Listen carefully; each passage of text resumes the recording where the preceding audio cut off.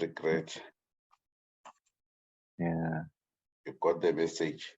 Yeah, I got the message from the chair. Honorable Mayeni, how are you doing? I'm fine, Faiz. How are you? All right. I didn't see you yesterday in Parliament. Yeah, no, I had some work in the Southern Cape, but I'll be in the house today, definitely. Okay, thanks.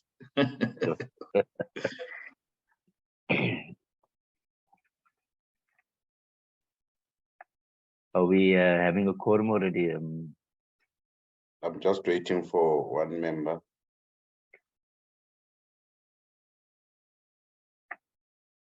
Okay.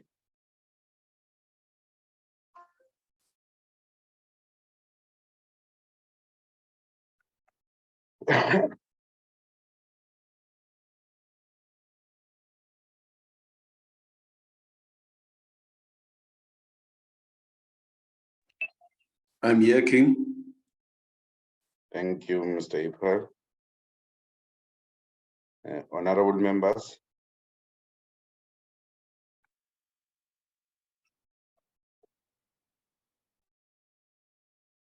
Recording in progress. Good morning, honorable members. I think we can start the meeting. We are having a quorum.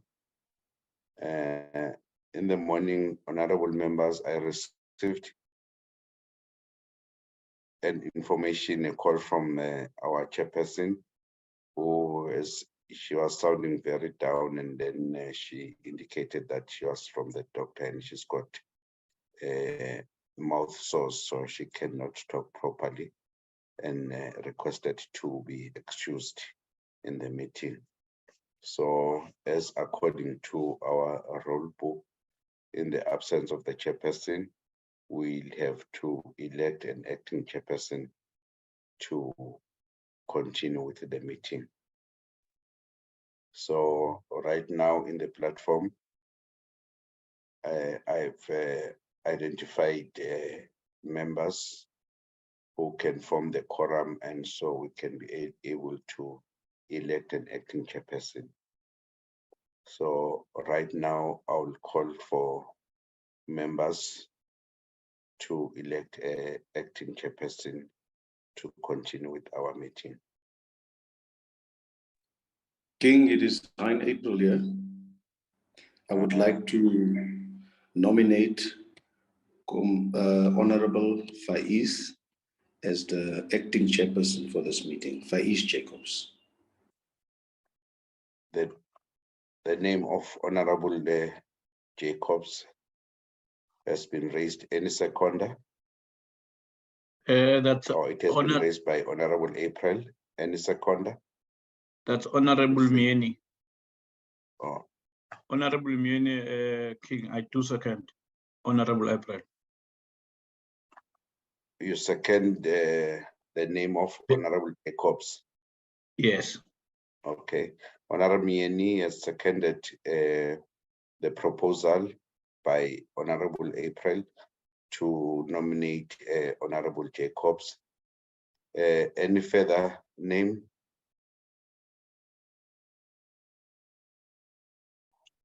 So in the absence of any further name, then we will request Honorable Jacobs, if he's available, to be an acting chairperson for the session. Then I will hand over to Honorable Jacobs to proceed with the meeting. Thank you, honorable members. Thank you again, Mr. King.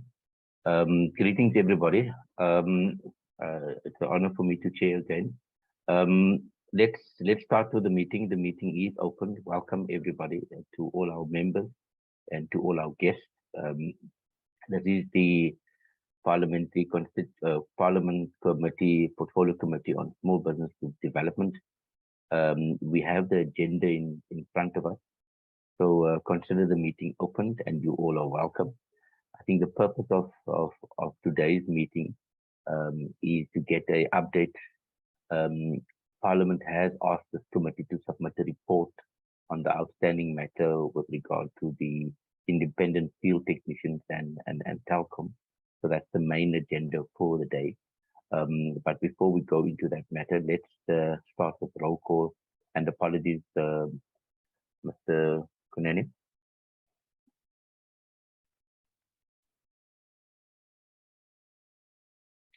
Do we have any apologies from any members?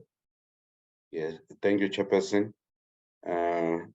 We received an apology firstly from the Chairperson, who is Honorable Suela, and we also received an apology from Honorable Lubengo, who had indicated that she has got an appointment with the doctor today. So those are the apologies that we have received, Honorable Jacobs. Thank you. Sorry, on the side of the staff, Miss Mbelegan has also requested to be excused. She is writing exams, the researcher for the committee. Thank you, Chair. Okay, great. Honorable members, with those apologies, can we note those apologies? And then the next item is the adoption of the agenda. So colleagues, in front of you will see a few things, the briefing on the progress and the outcome of the petition from the independent field technician with regard to the contractual dispute with Openserve, a Telkom subsidiary. We will get a presentation and we'll get a discussion on that. Members, I'm sure you know this is a long-standing issue. We hope that we will get some finality on the matter today. And then the issue that's also on the table is a resolution on the legislation proposal for a committee bill.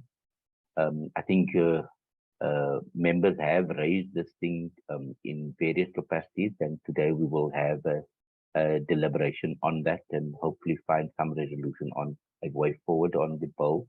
And then the last matter will be the consideration and adoption of last week's minutes. So that's the agenda. Can I call for a mover or seconder of this agenda, please? Yes, Chair, I move that we accept the agenda as is. Thank you, Honorable Kruger. Can I get a seconder? That's Honorable Miene again. I do second the Honorable Kruger. Thank you, Honorable Miene. Colleagues, with that, this is our agenda. So we're not going to waste time. We're going to try to be as business-like as possible. I want to now invite the item briefing on progress and outcome. So maybe we will get maybe we'll lead this this presentation. I think, Chairperson, you can send it, you can hand over to Mr. Chani, who is the leader of delegation. Then we'll hear from him, who will be making the presentation. Welcome, you, welcome, Mr. Jani, and welcome to the Portfolio Committee. You have all the sharing rights, and we are all ears. The floor is yours. Thank you for coming, and over to you with the presentation. Well, thank you.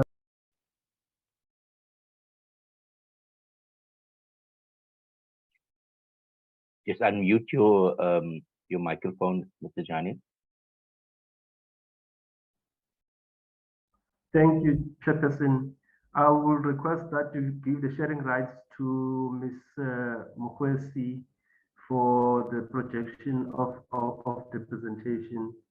While we are doing that, I should thank the committee members and the Chairperson for giving us an opportunity once again to come and explain our interactions with the IFTs. If you recall, in the last meeting, it was said that let us engage with each IFT. From our side, as Telkom, firstly, let's apologize that you don't have the CEO present and as well as the CEO of Openserve. We promised to come back, and indeed we are here after we undergone a very scientific approach and study to the matter to understand the cold facts around it.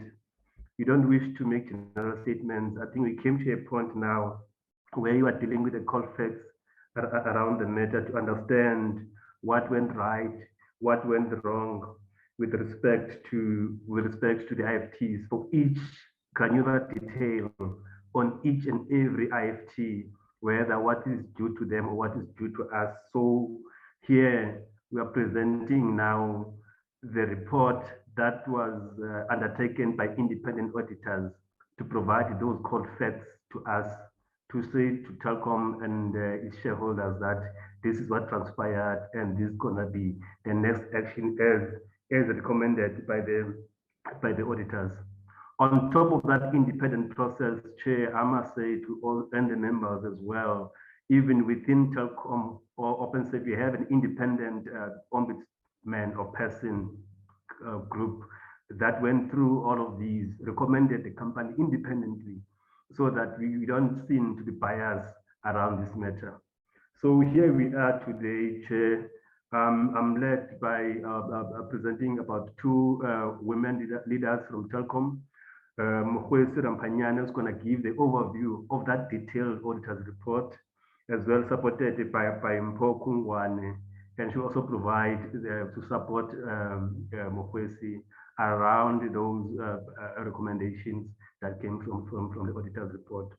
Thereafter, we wish to get your guidance as the committee around this. We should say as Telkom, we are of course have respected the good business practices, and we owe it to our customers, we owe it to our shareholders. So we are here to present an honest report. So thereafter, we're going to get your guidance. Very short, check, less than 10 slides. We'll try to go through quickly as soon as we can. Can I hand over to Ms. Mkhwesi and Mpho, our ladies leadership? Thank you. Thank you for the introduction. Please proceed. Thank you, Pindile. Good morning, honorable members of the Portfolio Committee and other respectable members attending the meeting, all protocol observed. My name, just a brief introduction of myself. My name is Mkhwesi Rampanyana. I'm the Chief Regional Officer for KwaZulu-Natal, Free State, and Northern Cape regions, reporting to the CEO of Openserve and attending the meeting on his behalf as well. I joined Telkom in 2014 as an executive for procurement, and then in 2017 joined the regions under the leadership of the CEO of Openserve. So I'm also a member of the Supplier Compliance Management Council, which looked into this matter, as Pindile indicated that an independent body within Openserve, within Telkom structure actually, looked at the matter. So initially, the chairperson of the Supplier Compliance Management Council was Mr. Shaun Bottas, whom you have dealing with previously, and he was asked to step down as requested by the IFTs so that we have independent people looking into the matter. So I had to step in then as a chairperson, but I've always been the member of the Supplier Council. I will share my screen shortly. I'm used to Teams, so I hope I find it easy on Zoom. Okay, let me just project.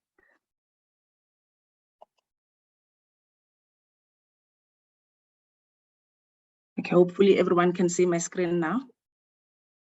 So just to recap on where we come from and where we are now, to refresh our minds a bit. This first slide is basically just to show you the structure within Telkom, which I assume everyone is familiar with. We have BCX, which is 100% owned subsidiary, Openserve, which started being a 100% owned subsidiary from the 1st of September. We've got Telkom Consumer, which is an internal BU within the Telkom structure. We've got YEP, which is also an internal BU for small, medium enterprises. And we have Gyro, which is also a 100% owned subsidiary.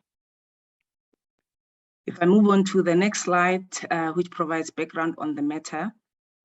So the last meeting that was held with the respectable members of the committee was on the 18th of May, where, as indicated by Pindile, we were requested to have separate sessions with the IFT and come up with a resolution. So since the 18th of May, we have 7 of the 11 IFT companies that were part of the dispute recusing themselves from the process and saying they are happy with or satisfied with the amendments that have been made to the contracts during the dispute process. So the table below just indicates the name of the 7 that said they are moving away from the dispute. I will not call out the names, as you can see the arrows there. I will just indicate the names of the 4 companies that are still part of the dispute that we engaged with, which is Follow Electrical, Mzansi Broadband, Tobela Communications, as well as Sudani. So the committee or the council, the supplier council, was informed, or the matter was escalated to the council in the beginning of June, and we were briefed of the occurrences of the matter and the sessions that were held with the portfolio committee, and what transpired with the IFTs as well. And we were also briefed that an internal committee was put in place within Openserve to deal with the IFTs, and it was not successful. So I then said, okay, let's first have the session with each of them. And if we are not understanding of each of the issues that they're raising, then it's better to have an independent auditor to look into the matter. So meetings were arranged with the 4 IFTs, which took place between the 5th and the 19th of July. And the names of the attendees are also indicated on the slide. And we had individual sessions with them. We first asked them to submit to us which transactions are they disputing, and so we can evaluate each of them and see which one has merit in accordance with the contract as well between Openserve and the IFTs. Let me say, we were not able to reach a conclusion as a council from their presentation, because it was more a talk over the issues and the reason why they are aggrieved, but not taking us through the details so we can actually understand the grouping of the transactions and make decisions on which are due for payment. We then, at the individual sessions, I indicated to them that I propose that we appoint an independent auditor to have sessions with them and look at each transaction and see the compliance to contract, as well as the time frame within which the transaction took place. 3 of the IFTs agreed, but Follow Electrical said he does not agree. Mr. Stembele Kolo said he doesn't agree to partaking to the auditor's process as an independent body, and he'd rather handle his matter separately and escalate again to Parliament. So we proceeded with the 3, being Sudani, Mzansi Broadband, and Tobela Communications. Just to take you through again for the reasons for the dispute. So in 2017, contracts were introduced whereby IFTs were rendering services to Telkom, including other companies as well, service providers. And we noticed that there was a requirement to improve on technicians' behavior in order to drive organizational behavior, as well as improve on the workmanship of technicians. We would find that a technician works on a job today, and in 2 days they have to go back again and would pay each time the technician goes out. So in order to improve not only the workmanship of the external technicians, but also internal technicians as well, we also introduced things like photo quality, where the technician would have to take a picture of after doing the work and loading it online, so the ops managers could also review those as well. Just other means that we put in place internally to monitor that. So the amendments of the contract in 2017 included the first failure rate, non-payable on repeat, as well as service level agreement penalties, which includes NPS, which is the Net Promoter Score.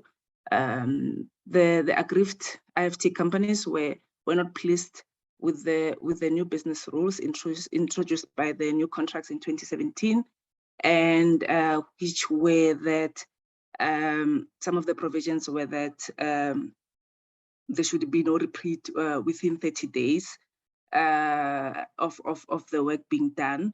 So in 2020, we heard their cry, and in 2020, the contracts were amended such that the repeat failure rate is no longer 30 days, but 14 days. And the first failure rate was reduced from 30 days to 7 days as at the 1st of December in response to the IFT's cry. In 2021, further amendments were done to the contract where the repeat failure rate was reduced from 14 to 7 days, and that was effective from the 1st of February. Further consultations were taking place with the IFTs from the 1st of September 2017 to 30 September, just to indicate the period that we've been trying to address reduction of the applicable days. So as indicated in the beginning, that the Supplier Compliance Management Council was then tasked to look into the matter, and that was the process. This slide is highlighting the process that we agreed upon with the IFTs in terms of engaging the auditors once we couldn't fully comprehend what they were presenting to the council, or maybe also it was something that we couldn't do in the hour that was allocated, and it required something that requires a number of days to look at. And as the chairperson, I felt that putting in together a task team that also has Telkom people in it won't work. Would rather have independent auditors looking into this matter. And the proposed way forward then was agreed to with the IFTs, and the auditors were appointed. This is just to highlight the process that is outlined on the previous slide, where the auditor was appointed, and we provided them with the scope, which I will share on the next slide. And thereafter, we were to receive the auditor report and then share it with the IFTs. I must apologize upfront because the final report was only received yesterday after 7, and I had Mpo and another lady finalize the slides for today. Hence, the honorable members received the slide late last night. But I just want to put it forward that is because we were waiting for the auditor's report. But we made sure we complied with the requirements to submit yesterday, and the same audit report that was shared with the honorable portfolio members was also shared with the IFTs in the evening once we concluded the slides.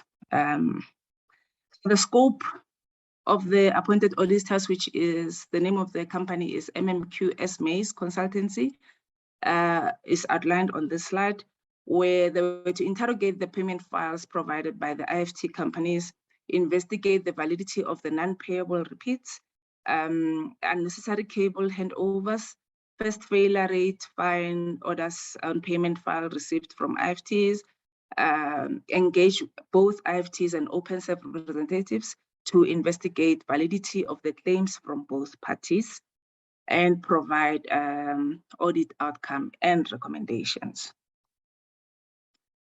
This slide outlines the audit records that the auditors had to look at from each of the 3 IFTs. Remember, the 4th one said they are not going to follow the auditor's route, so hence we only did with 3 IFTs.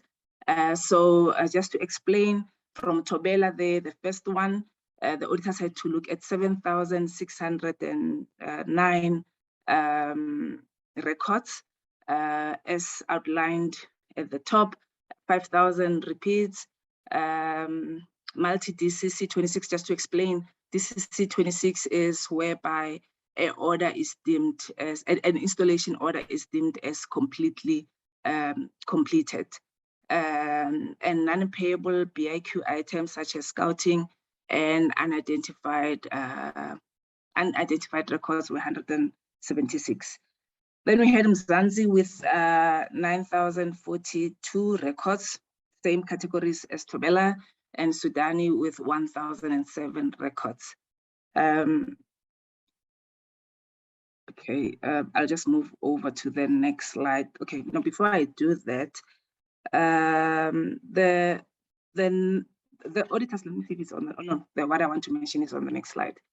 So then the outcome of the audit is outlined on this slide, where the auditors indicated that of the 5,777, 702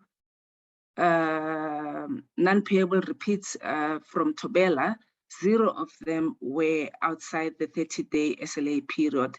Thus, non-payable repeats should not be considered for payment.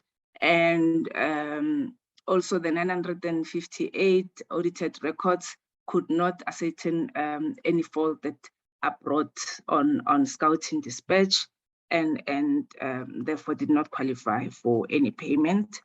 And then the first failure rate that were audited of the 213, the auditors found as payable by Openserve. And I must indicate that we have a commitment that whatever is due to the IFTs will be paid by the end of the month. So we'll ensure that the 13 is processed.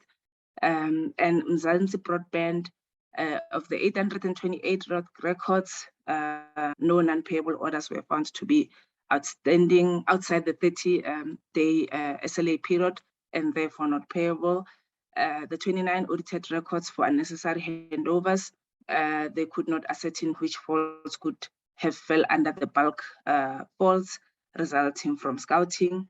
So therefore that one as well, there is no Openserve is exempted from reimbursement. And the 5 audited records, overall first failure rate fines, 0 fines were found outstanding within the 30-day time frame as well for Mzansi. And for Sudan, 879 non-payable repeat audited, 0 were found payable, as they were in compliance with the provisions as well. And the unnecessary handover 69 from Sudan, also they could not ascertain which faults could have fell under the bulk faults resulting in scouting, and exempting Openserve from payment for those.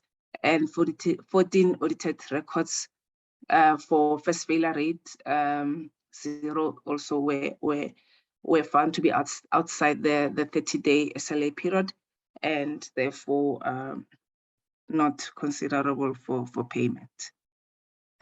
So these are the outcomes of the audit report. Just providing a summary, but the detailed audit report was also made available when we submitted the slides for today's meeting. This is basically just providing definition of what is indicated as repeat fault, and Openserve is as per contract is not supposed to pay for a repeat fault within 30 days, but the 30 days was amended to 14 and then 7. And multiple DCC 26 means that if you go and work in an order and it doesn't result with the customer actually being connected, it is not a concluded order. If the next SP or IFT goes and concludes that work and it's a successful connection, then that IFT will be paid as that would be the one that concluded the order. As you cannot pay for twice for one installation. The installation has to be successful. That's what it means by multiple DCC 26. You cannot connect the same order twice.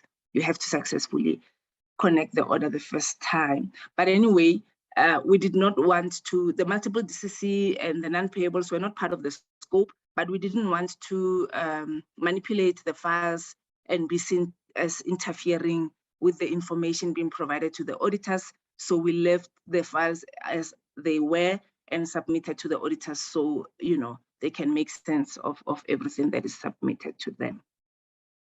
Okay. So in conclusion, based on the recommendation from the external independent auditors, Openserve has been in compliance with the contract signed with the IFTs. I'm not sure whether I should stop, as I see a hand from Honorable Hendro Kruger. No, please finish your presentation. I will note Okay, Honorable Kruger. So just wrap up. Thank you. Ms. Mulwerty. Thank you. This is the last slide anyway. And the audit report, like I indicated, has been made available, unfortunately, only last night, as we received it at that time.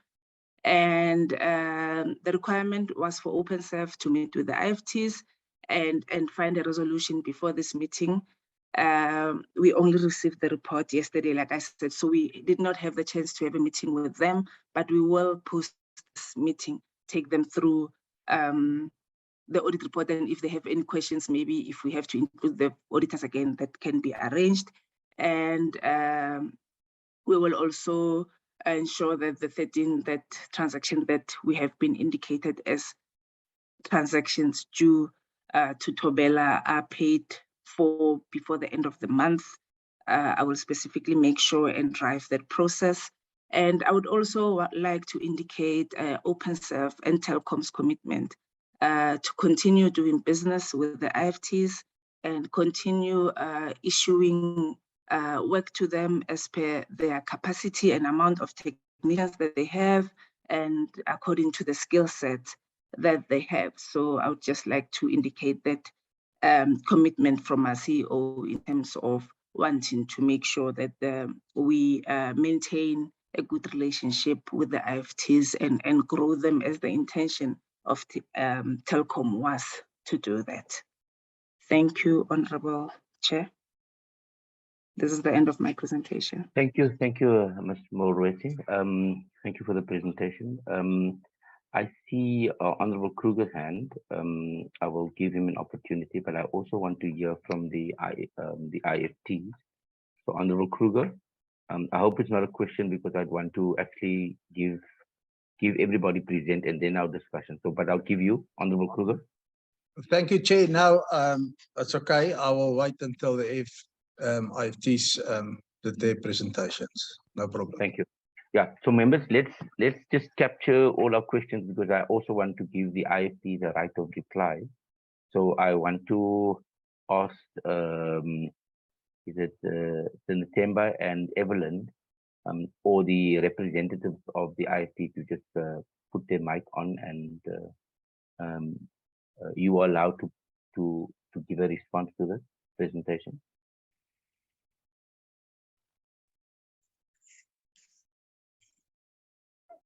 Good morning, Chair. Can I come in? I just want to ask a question. Who's this? My name is Tembele from Follow Electrical. Are you one of the IFTs? That's correct, Chair. Yes, you are granted permission. Please continue, and welcome, September, and to all the IFTs, welcome. You have the floor. Thank you, Chair. Chair, before I give my version or my report on what transpired in our meeting with Telkom, I just want to find out from Ms. Ambenyan whether, I heard her mentioning that the independent auditors were housed, they were part and parcel of Telkom. She said that earlier on, and then I heard her again saying that these are external, auditors. I just want to find out which one is which. Are they part and parcel of Telkom, or are they external auditors? And then the next question would be that the process of appointing these auditors, how was it? Was it an open tender, or were they just handpicked? I just want to answer on those two questions. So I will ask Openserve to note those questions, because I also want to give the members opportunity to ask similar questions. So I need you now, Mr. Tolo, just to give your response and engage with the presentation. We will have questions of clarity afterwards, but please note those two questions. So the question is it an internal or external audit firm or service provider, and how were they procured? So those are the two questions. I would add, what would the cost be for those? So we'll add that, but please proceed with your presentation or your response. Thank you, Chair. Okay, thank you, Chair. Chair, my response will be very short. As I attended a meeting with the council, when we started the meeting, I sensed, based on the questions that I was getting from them, that I got a sense that I don't think they were in that meeting to put a resolution to the matter. I did mention that to them. That brought about a bit of a frustration on my side, because the reason for the frustration was that when Telkom requested Parliament to resolve this matter internally, I thought we were going to engage on the matters internally as us being service providers to Telkom for many years, and then Telkom being the people that know what they are doing in terms of the work that we've been doing for them. So I found a bit to be frustrated that, you know, we are being asked the questions that we've been asked for the last 5 years. It is to be remembered that this dispute started in 2017 when the SLA was first, you know, installed. And I just want to mention that the SLA was never accepted by any of the contractors. It is just that some of the contractors, they found the process tiring. It would be tiring if a process is going to take 6 years and still not concluded. So I understand those companies that withdrew from the process. It is tiring for all of us. It is consuming in terms of health-wise.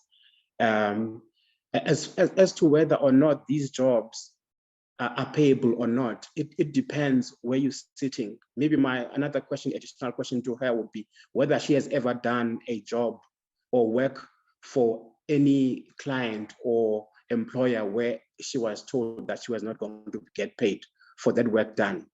Our contention here, Chair, has always been that Telkom asked us to procure resources in terms of vehicles and tools, and then we had to train employees and make those available to Telkom. That was at high cost. Now, when we started working at Telkom, it is to be remembered also that I'm a former Telkom employee in terms of being a technician. So I was also a specialist. So I understood Telkom's network very well. And I engaged immediately when we worked on this project as early as 2016. When I figured out that the network infrastructure was in a bad state, I started engaging Telkom management in writing and in meetings. The issues that I highlighted then was the fact that the infrastructure was so bad that the services that we are selling to customers are not going to be successful. What do I mean by that? As we are sitting here, we are using internet access. If the line that we're using to connect is bad, and you find that your line will be buffering, and then you will keep losing, you know, the connectivity to the meeting. So that's what I picked up in the meeting. And at the time that many of our customers would have adopted programs like Netflix and Showmax. And now these are live streaming videos, and they were causing so many of these faults to fail repeatedly, because when customers are starting to watch the videos and movies, then when they see buffering, they see a fault. So they will report the fault again, and then we will go back to that customer. So we kept going back to those customers, you know, sometimes 3 times within a month, sometimes 4 times. But because that particular line kept failing, that line would be declared. When the SLA was adopted, that line would be declared non-payable. So that's where the dispute started, because we didn't have a responsibility. What causes a line to fail repeatedly? It is because the Telkom infrastructure has got so many joints between the exchange and the customer's premises. There's so many joints, and these joints are many times corroded because they are underground. And we as service providers do not have access to that infrastructure. We are prohibited from working there. So even if when we do tests, we realize that there is a problem with this line in terms of quality, and then we do what we can on the outside network that we've got access to. We can't do, go into the manuals, because only the Telkom jointers can go in there. Maybe that will answer also another, set of jobs where they say unnecessary cable failure or unnecessary cable repeat. Those jobs happen when a jointer has been dispatched, and obviously the jointers, we found that they had some form of, I don't know how to call it, but what they would do when they're closing those faults where we send them to cables, because we tried everything, no spares, then they would say it was an unnecessary, cable, report. I'm just not, I'm trying to remember now the exact wording that they used.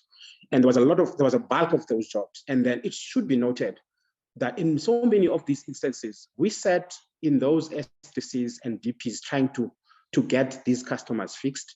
It would take us a day, sometimes 2 days. Our vehicles are there, our employees are there.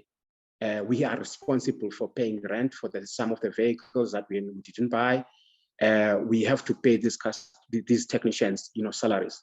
So for me, if a technician has been dispatched and has fixed, now, okay, maybe let me just come to these ones that we refer to as non-payables. The non-payables, they're non-payables because they failed within the 30-day period that they put, which we've been saying that was an unfair, the jobs, they keep failing because of the Telkom's infrastructure that is old. Everybody on that, Telkom told us as early as 2016 and 17 that they were not going to reinvest any money into the infrastructure because it was old, but they wanted to keep using the infrastructure. So I think it has been unfair that even today that people still feel that we shouldn't be paid for the work that we did, we completed and we tested, and Telkom gave us a ref for those completions to say that it is passing now, but it is going to fail because that line is not a good quality to run things like, video streaming and stuff like that. That is why they kept failing.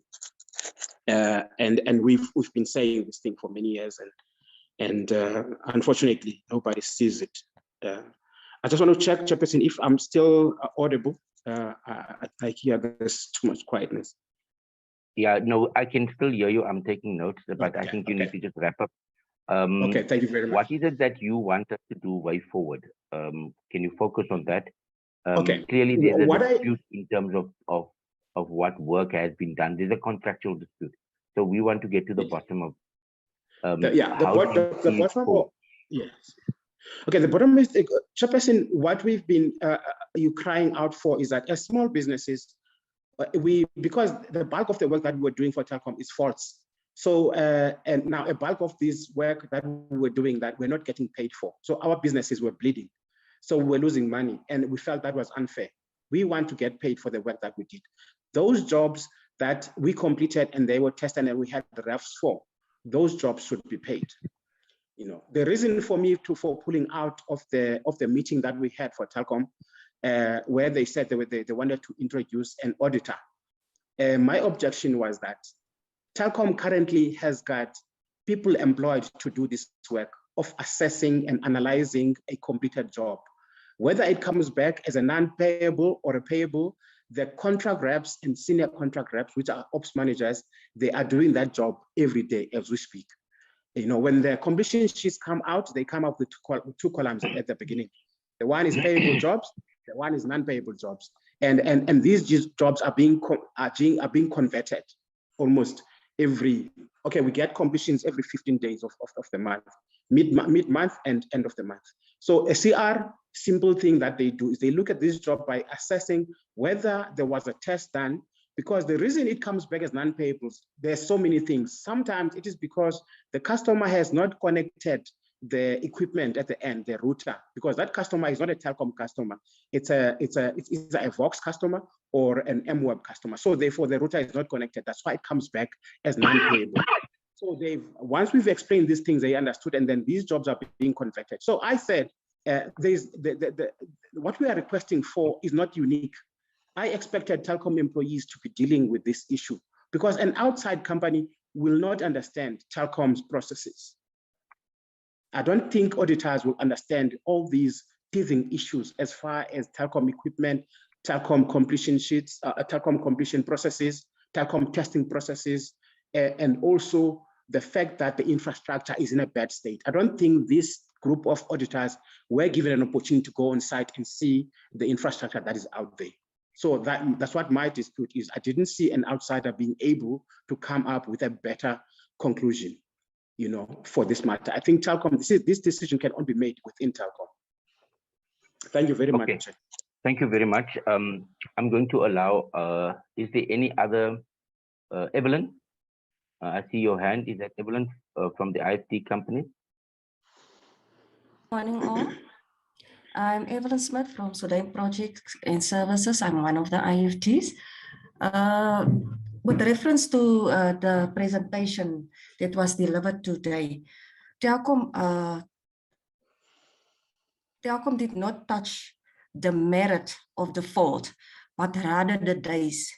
And what is in question is the non-payables, the unfairness of the non-payables. The job is done. It was tested by Telkom system. The test reference came from Telkom. The pass reference came from Telkom, but they don't, the debate is not that the job is not done. There's nothing wrong with the job, but we are questioning the fact that Telkom is not paying us for things beyond our control, like acts of God, theft, and vandalism. That's the issue. And even the auditors, what we've discussed with the auditors in the meeting was not discussed here today, and it was the unfairness of the faults, of the non-payables. And like Sitimele said, the meeting with the council was not to resolve the issue here, but rather, we were rather ask, because I told them that I signed this, the service level agreement under duress. And Mrs. Moretti repeatedly told me, why didn't I walk away? I told her I couldn't walk away because I invested money. I'm an SMME and I invested money in this project. It's not that easy. And she also questioned my management skills. And I'm upset for the fact also that Telkom sent me the report last night, 11:20. And they said they're going to phone me this morning to schedule a meeting, which never happened. Telkom only involved us in 2 occasions. That was with the meeting with the council and with the auditors. And we never heard from them again. It is nearly 2 months and this matter is still not resolved. We're back where we started. There's no progress. And I would like us to resolve this matter today. Thank you. Thank you. Thank you, Evelyn. Is there any other service providers, IFTs there that want to still raise their voice or their concern? Okay, I don't see any hands. Officials, you will assist. If not, I see, acknowledge Edward. Edward, before I give you an opportunity to talk, just, are you a IFT? Please unmute yourself, Edward. Mutlango, yes. Please proceed. Good morning to everyone. Yes, I'm here. Good morning to everyone. I can hear you. Yes, I just want to add on what other IFTs have said. Please proceed. In many meetings with Telkom trying to resolve, in many meetings that we had with Telkom trying to resolve this issue, it was confirmed from Telkom that they are spending 620 rands for them to reconnect the line of the customer if the line goes down. So when Telkom line goes down, they send us as IFTs That means us as IFTs, we are spending money from our pockets, knowing that Telkom is going to pay us back for restoring the line. So meaning we are taking out the 620 rand that Telkom is supposed to have been paid from our pocket and restore Telkom line. After restoring Telkom line, after paying the 620 rands for restoring the line, and we are told that we cannot be paid. If you look at the number of non-payables,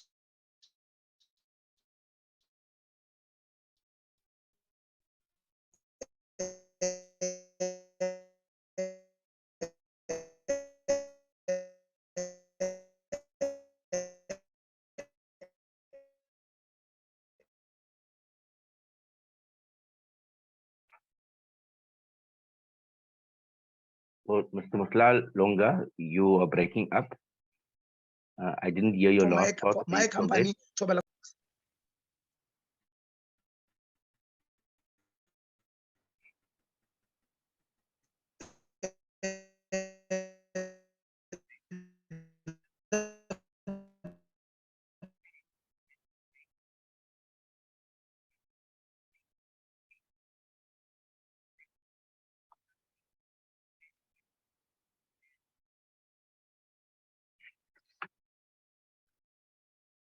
Is it me, or I just couldn't heard Edwin finish his submission? Right?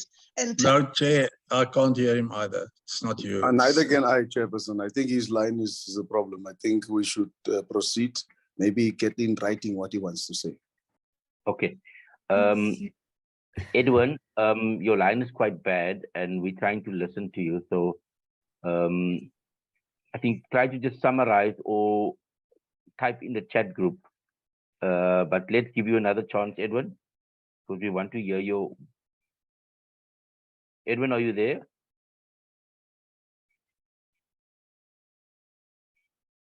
I think we got the gist of Edwin. It's 6:20 to reconnect, and they had to pay out of their pocket to restore the line. I think we've got the gist of it. Members, I want to now hand over to members to engage with the presentation from Openserve and also to hear from the service providers. I recognize Honorable Shomelang as the first speaker. Let me just see the list. Yeah, I think I was, sorry, Oh, Chair, yes, I yes, think my hand was up before. Okay, let me do like that. Yeah, let's give Honorable Kruger, Honorable Shomelang, and then Honorable Dumisani, in that order. And me last, Chair. And then April last. I see there's a hand of IFT there, but IFTs, I want to wrap up now, so I want to give members also an opportunity. Can you just hold? I think unless there's something urgent, who's the IFT's hand that is up?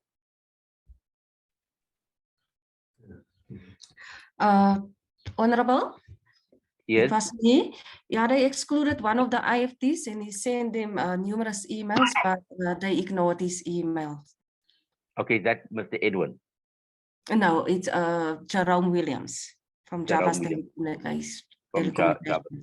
Yeah. Okay, so we'll record it as such. I think now both Telkom, Openserve, IFT companies, now it's the chance for my members to engage with the presentation. So can I ask you to lower your hands because you will be afforded an opportunity. I will now recognize the following in this order.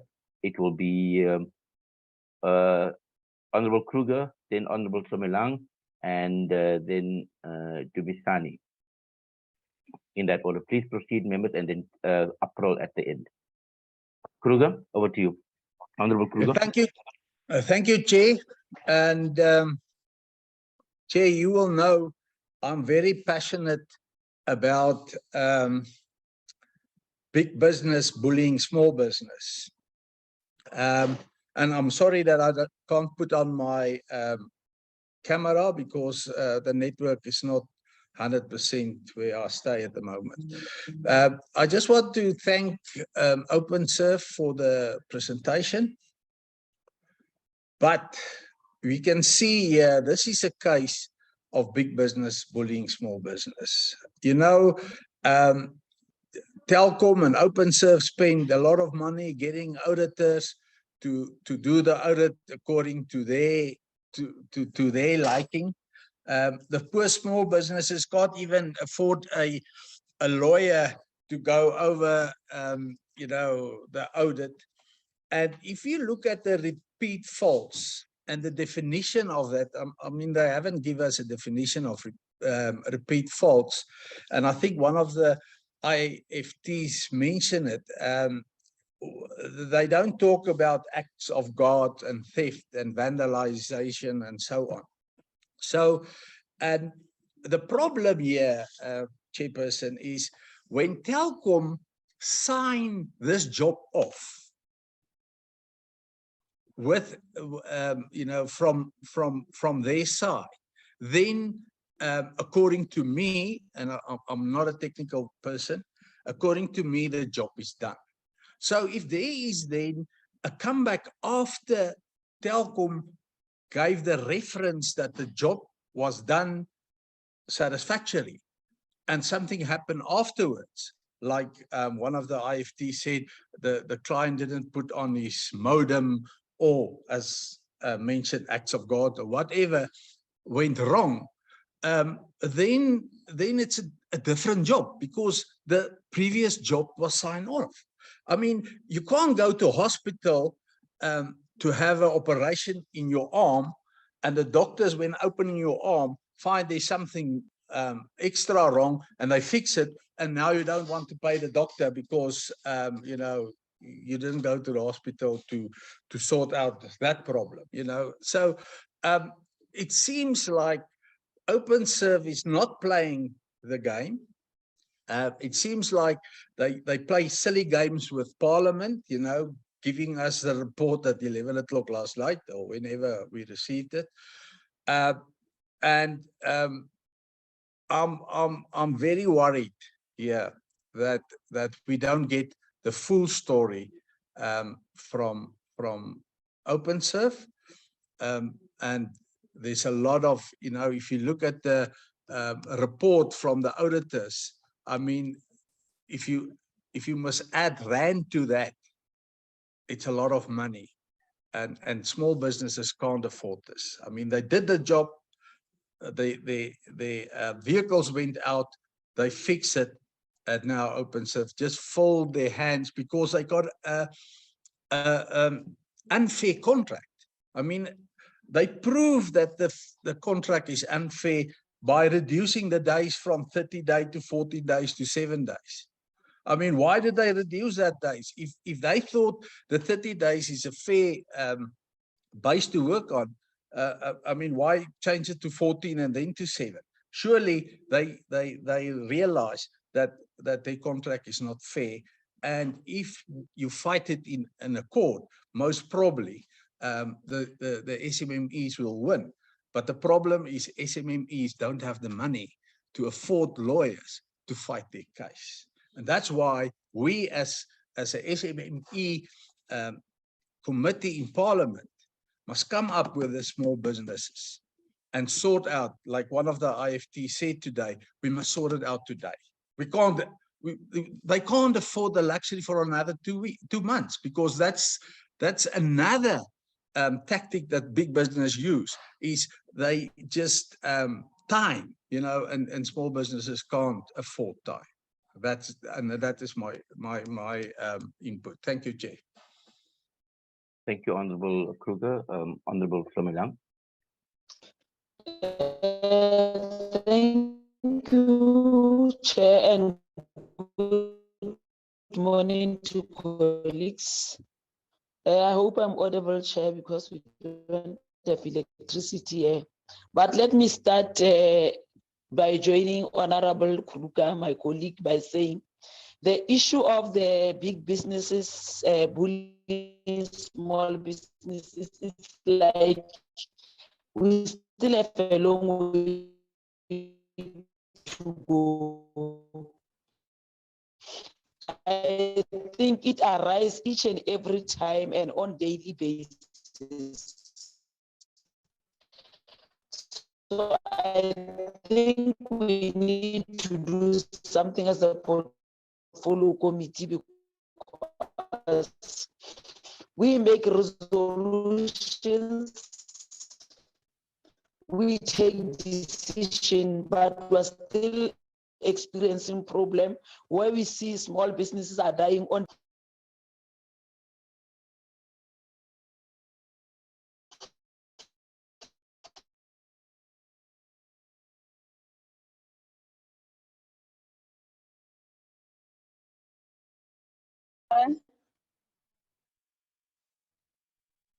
I hope I pose a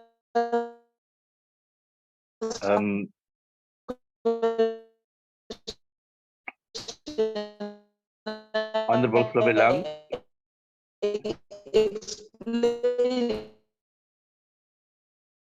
Yeah, your line is very bad. That we don't have electricity in my area. But my question simply, my question was, what was the cost of the external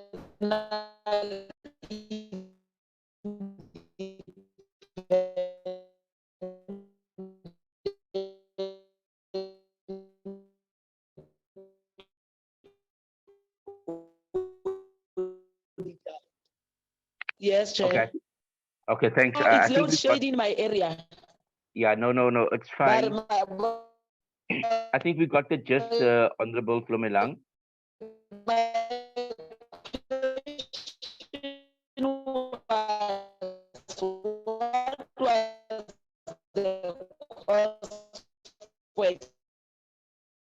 Okay, I think let's leave it there, Honorable Flomelang. I think we've got the gist of the question. It relates to the cost of the external service provider. I'm going to ask you now to... And what was the reason?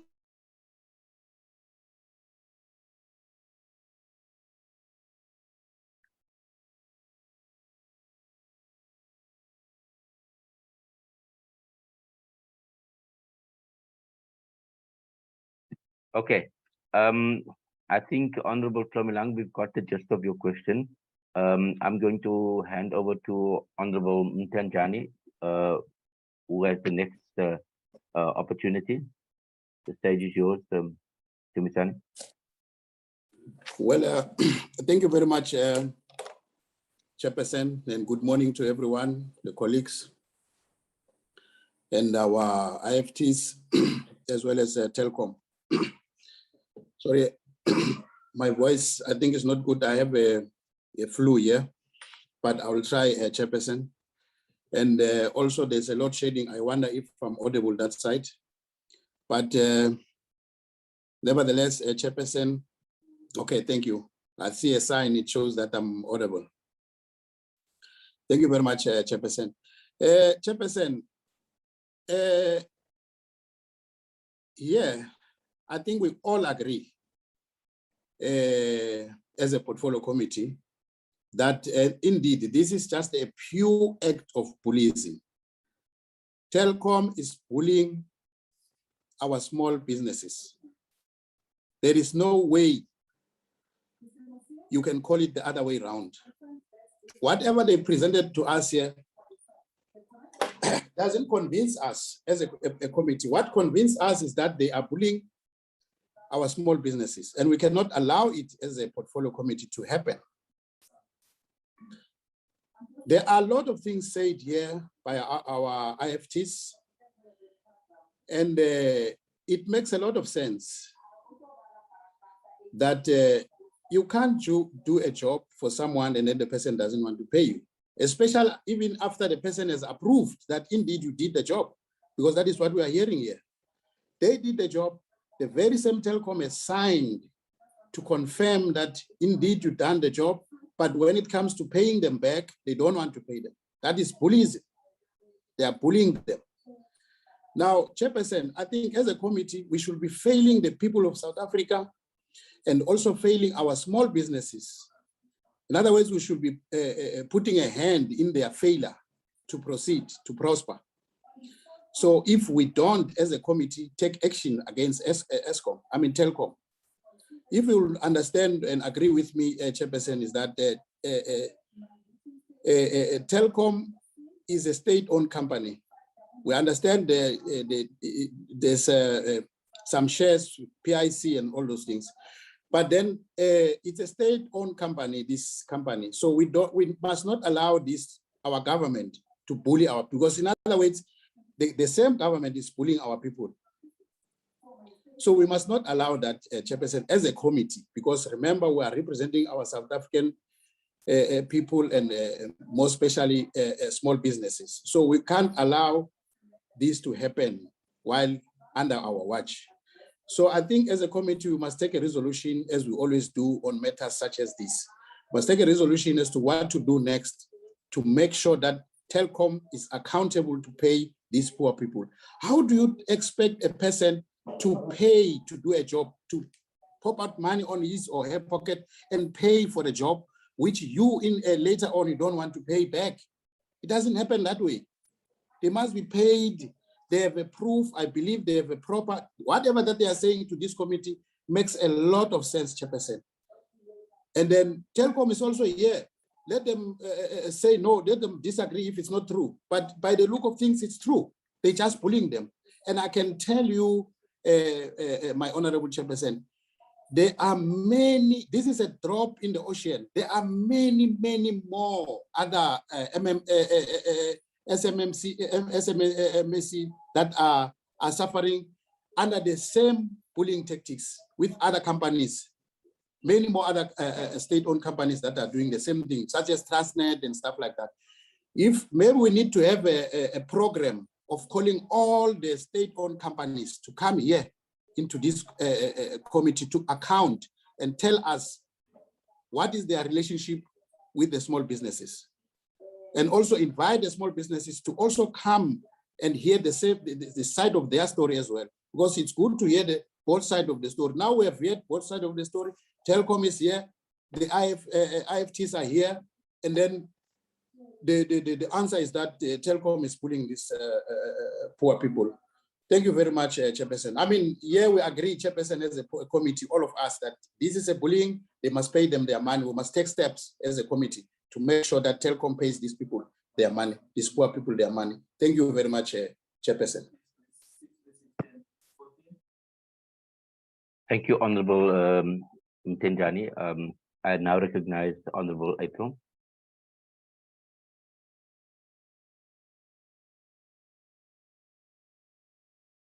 Thank you very much, Chairperson. Let me take this opportunity to welcome the presentation that was made by Openserve, the presentations or the notes that was brought by my honorable colleagues, members of parliament. Noting also in the presentation, there is a reference made to some of the people who has decided to not be part of the collective of IFTs who is presenting before Parliament today. It gives me some chills when I think about some that would have not been, would have decided to not continue to participate in the dispute that has been brought, and one would have wanted to at some point look at the books of Telkom to see what kind of work or compensation these ones have received in order for them to withdraw from the process. I also hear in the end of the presentation that was made by Telkom saying that, saying it but not saying it, saying we want to continue to have a relationship with you, almost sounding as if you want to continue to work here, you must drop this wanting things being done the right way. I think the first mistake that IFTs have made was to sign with Telkom with regards to the jobs that must be redone. One made the example, thinks Honorable Kruger, saying you go to the doctor and they open your arm, and when the arm is open, they find another fault. It is like going to the doctor and going to the doctor again for the same arm. one must also then start to try and find out and be fair when we talk about what happens here. If the doctor fixes your arm and you agree that the arm is better, but the arm then again in 30 days, there's a problem, you're going to have to pay the doctor again. If it's the same arm with the same problem. Now, the contract that they have signed is saying that if the same thing happens in 30 days, we are not paying you again. That's the mistake that the IFTs have made. And the IFTs should really not have gone so low or be so desperate for work, but work is scarce. And we don't expect from our state-owned companies to be bullies and crooks like they have shown to be now. I want to, on a very serious note, look at the disrespect that we have received in terms of getting this report only last night. I think 3 days before the time we're supposed to be given a report before it enters Parliament, so that we can scrutinize the report and go into it and ask the relevant questions and be informed. It is for me very, very tricky, or it leaves a sour taste in my mouth that we just received this report last night. Is there something to hide in the report? Is there the report deliberately sent that time of the night? Is it part of the strategy and tactics that is being used to continue to leave these vulnerable small businesses to bleed to death, so that they may come to a point where they've got no one or nothing else to do, or to lose their houses, lose their cars, lose their families, some lose their lives because of the stress that they are being put through? I would like to concur with what the majority of the meeting has said already, and that is that all these IFTs must, not can, must be paid. They must be paid for the work that they have done. You don't have to tell them that there's a green carrot, there's a carrot in front of you, you'll get work again. They will get work again. It is not in the ambit of individuals to decide whether they will get work or not. They will get work when they, because I take the assumption that they are qualified. That's why they're there in the first place. And they will not be bullied further. So ours is very clear, Chairperson, that the continuation of pressure that has been placed, and even also the last person who has been excluded, Mr. I don't know if he said Van Wyk or what. I want to be to hear. What is the name of the person? I didn't get his surname, but it's Jerome something. Yeah, Jerome. Jerome must be included in this process because he worked for the same entity. There's no reason why they can cut Jerome out of the conversation here. He should have actually been in this meeting and hear what they had to say, and we should have given him an opportunity to also speak about his experiences. You know, sometimes people get alienated because they are too strong to the point. They are on there and they know their facts and they know their rights, and those kind of people sometimes bear the punishment of being excluded from these kind of things. So I would like to also propose to the meeting that people like Jerome must be brought back in, and then people must be paid. There's no reason that Telkom cannot pay people. That is mine for now, Chairperson. I thank you. Thank you, Honorable April. I see Honorable Kruger want a second bite before I hand over to get responses. Honorable Kruger. Yes, thank you, Chair. It's just a comment, and it's a very serious comment. I tabled this petition, and I can tell, and I want to note this, and it will be on the Hansard, and I want to make it very official. And I will tell Openserve that I won't lie down with whatever they come. I will fight this until the IFTs and small businesses get their fair share. I just want to make that official, and I want to put it on the table. Thank you, Chair. Thank you, Honorable Kruger and honorable members. Before I give Telkom and Openserve an opportunity to respond, let me also put my voice in as the acting chair for the session. I want to start by saying that this is a sitting of the Parliament of South Africa. And when we sit, we expect that we honor and respect the decorum of the House. This is now almost our third or fourth session with this matter. And I, as a chair, feel that this committee is being disrespected by Telkom and by Openserve. First of all, I don't appreciate that we send junior staff in. We expect the CEOs of Openserve, we expect the CEOs of Telkom to honor us with their presentation. I find it disrespectful, and I think all of you that in this meeting representing those constituencies must communicate that Mr. Siabonga Matlangu, the CEO of Openserve, all of them, we wanted them to account, because that's what accounting is. We have a Telkom board, we have a Telkom management structure. They are being paid exorbitant amounts of salary to project manage or to lead and to manage our state-owned enterprise. So first of all, we find it distasteful and disrespectful that they can't honor this. So I want our legal team and our officials, Sibusiso and Gumede and King, to just advise us how we take this thing forward. So that's the first point I want to make. The second point I want to make is that we are still at where we started the process.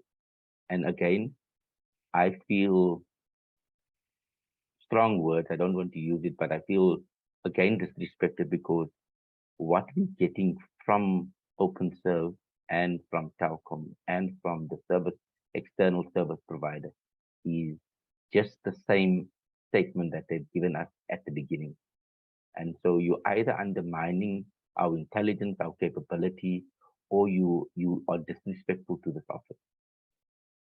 We asked you to try to resolve the matter, problem solve. So we are paying senior executives exorbitant amounts of money. You have staff throughout the organization to problem solve and to deal with this matter. What you then do, you still outsource this matter. You get a external audit person or company. Again, there was a question around how was the open process around the procurement? What was the cost of this exercise? This exercise for us is futile and wasteful, because it didn't come up with a resolution. It didn't engage in a meaningful and respectful way to the service providers. It provided the same result to us. So it's almost like a broken telephone. And our people are frustrated by a lack of responsiveness to governance. So I think we, as all of the parties in this portfolio, is unanimous that Telkom and Openserve have failed our small businesses. Imagine we get a decision through that we won't pay the group executive and we won't pay the senior leaders of Openserve and Telkom for 2 or 3 months. We don't pay you your exorbitant salary. We say to you, part of the consequence management here is that you have failed to do your fiduciary responsibility. You failed to problem solve. You failed to deal with a simple issue. We consider this as a simple issue. There's a contractual dispute. There is a dispute around payment. So yes, you might have a legal upper hand, but what you're doing is irreprehensible in terms of ethics, morality, and also where we want to take our people with. We are advocates and champions of the poor and the marginalized and the downtrodden. So we also have a big culture in our society where the big, the voiceless, the rich, the privileged, they don't care about those that have nothing. So this is a David and Goliath story again. We asked you, we gave you a mandate. Go, listen, and provide a solution to this problem. I phoned Mr. Dr. Masangu myself. I asked, please don't outsource your accountability and responsibility. You can get service providers, but you are at Telkom responsible, accountable for this matter. Now it's very clear. You've continuously undermined this House of Parliament, this organ, people's representation. I, as a chair, am very frustrated, and I don't want a broken telephone or broken stories anymore. We need to now submit this report to Parliament. We table it to Parliament, and we ask Parliament to exercise whatever oversight or consequences we can get. But this matter, Honorable Kruger, is not an individual crusade. Let's take it up as a collective. Let's commit here that we would want to get all of those executives to come here and account for this failure of accountability. Now, I don't understand. You are prepared to pay exorbitant amounts of salaries for outsourcing, and you spend inordinate time on effort. You waste a whole portfolio committee's time, and you just effort, time and money and resources, but you can't pay small people small money. You are prepared to be insubordinate, and you use legalese, you use jargon, you use audit, you use all of these words, but everybody, it's plain for all of us to see that you're acting irresponsibly, you're acting like a bully, you want to coerce, you get people to sign under duress, you create divide and rule amongst the service providers, you act in a way that is not exemplary as a corporate citizen. In fact, this is testament to why we must privatize Telkom. My organization, we feel that state-owned enterprises must be in the interest of public good. It mustn't be for profit. But your action, your capabilities, what you're doing now, it lends credibility to your inability to care for our people, to use state-owned resources for public good. So you make the case for corporatization and privatization of Telkom, because clearly if we had competent, capable managers from the private sector, this matter would have been resolved. You wouldn't come here and say long stories, but you actually waste our time. So I'm not sure how to take this thing forward. And I will take legal advice, and I will get our legal advisory from Parliament to advise us. But I, with all our members, all the multi-party stakeholders here, want to register our strong unhappiness with Telkom and with Openserve.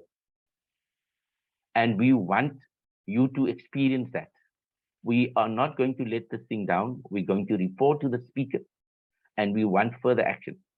Because you see, for me, if you do this in front of us with small businesses, we can just imagine how other state-owned, and I agree with Honorable Mtenjani, we must actually call all the state-owned enterprises and all their small development, because they procure billions and billions of rand.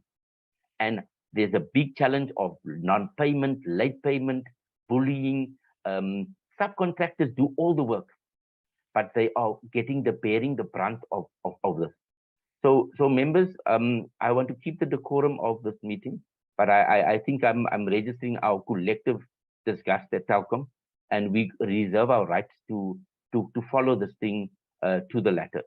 So I'm going to give Telkom, the most senior person of Telkom, an opportunity to just respond shortly. Please don't repeat yourself and try to make excuses. I note, Honorable Mtenjani, I will give you an opportunity. Honorable Mtenjani, before Telkom. Well, thank you very much, Chairperson. Mine is very short. Thank you also to you as a Chairperson for all what you just said. You said it a mouthful. I hope they've heard. But my point I wanted to raise here, Chairperson, is for the honorable member to say he himself, as a person, you want to fight here, this and that. We are fighting as a committee here, Chairperson. We are here as a committee of parliament, all collectively fighting for one purpose only, to give a service delivery to the people of South Africa, all of us. So it's not necessarily an individual thing, because if it was an individual thing, he was supposed to go in his constituency to go and sort it out on the other side. That was fine. But once a matter comes to the committee, it belongs to the committee, it belongs to the Parliament of South Africa. So it's a collective work that we are doing here. Thank you very much, Chairperson. Okay, honorable members, I think we made the point. We also don't want to create divisions amongst ourselves. I think there's a collective sense of anger and disgust, and so we've corrected Honorable Kruger. I also know he's very passionate, and thank you, Honorable Kruger, for bringing this issue to our table. It is now the Portfolio Committee of Small Business Development, a broad commitment. Not one party have not disagreed with us. So I also want us to be united on this matter.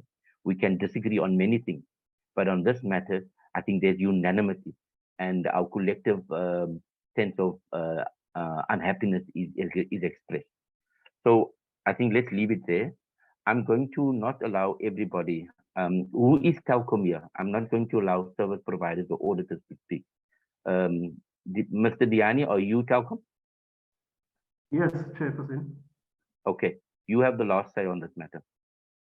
Thank you, Chairperson. From our side, we must, I think, profusely apologize for coming with not a high-level delegation, as you mentioned, and we wanted to bring one. And from our side, the invitation, it was also for the 13th of September, when the dates changed, Chair. We had to move gears. And then even with I won't go belabor the point of the auditors, because there was a very, I think, forensic work that was done, that was underway. We received the first report, the last report came at the last time. We even tried to plead with the leadership or the secretariat of the committee, if we can move the meeting for next week, so that we can also brief the IFTs accordingly on the content of the report, as well as to also give them another detailed report of what the recommendations are. But because we respect the committee, we just thought we can't again postpone. We can proceed with what we have at the moment. So as Telkom and Openserve, we're gonna share with you what we have. This report, the detailed report that comes on top of the auditor's report, which is quite a forensic report, just to provide a blow-by-blow account of what transpired. If I might say, Chair, also, I tried to make an intervention earlier on while there were first round of speakers.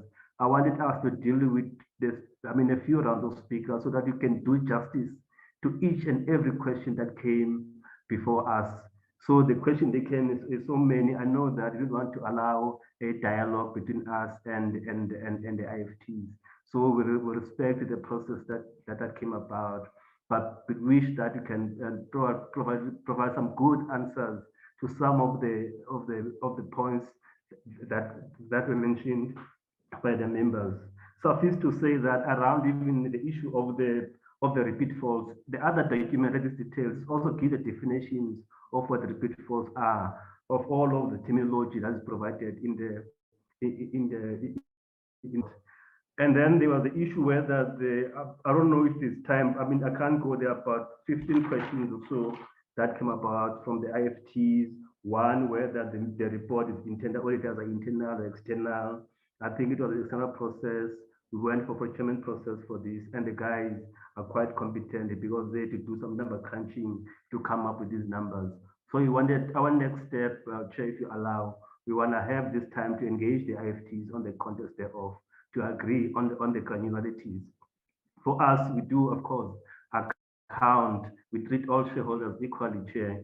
So we need to, whatever payments must be done, ultimately, somebody must account for them. It can't be a blanket solution. I'm not trying to reopen another case for argument on this, but we are trying our best to treat each and every IFT I mean, with respect, hence we're undergoing this process.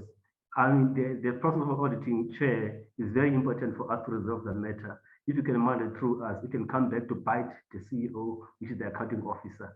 So on those general terms, I think I wanted to respond as such. There were a question that we asked by Ms. Evelyn, by also by Mr. Edwin, as well as on the repeated calls. Maybe if you can allow Mpho to make a last bite around those questions asked by Honorable April and then by Honorable Tenjana and the like. Just a few from each before we close, Chair. Thank you. Those are typical questions. Thank you. Okay, I will allow Mpho. Please answer the questions raised to you by both the IFCs and the members of parliament. I also want to ask the question, if you haven't been paid from 2017 till now as a senior executive, how would you feel? Can you also answer that as a personal question? Continue. Thanks to all the members. So maybe your last question, yes, it would be disturbing not to get paid. However, given the terms and the business rules that we set in the contractual clauses, our IFTs have been, we've taken them through changes, we've taken them through the clauses, and as explained even prior, we even had roadshows just to make sure and just to be clear and place understanding of what these changes mean and how they would impact the IFTs. And they placed understanding because between the contract signature and the execution, there was a period of 3 months that was open to those discussions. And we've really tabled all the understanding and all the technical changes that will be faced on the new terms.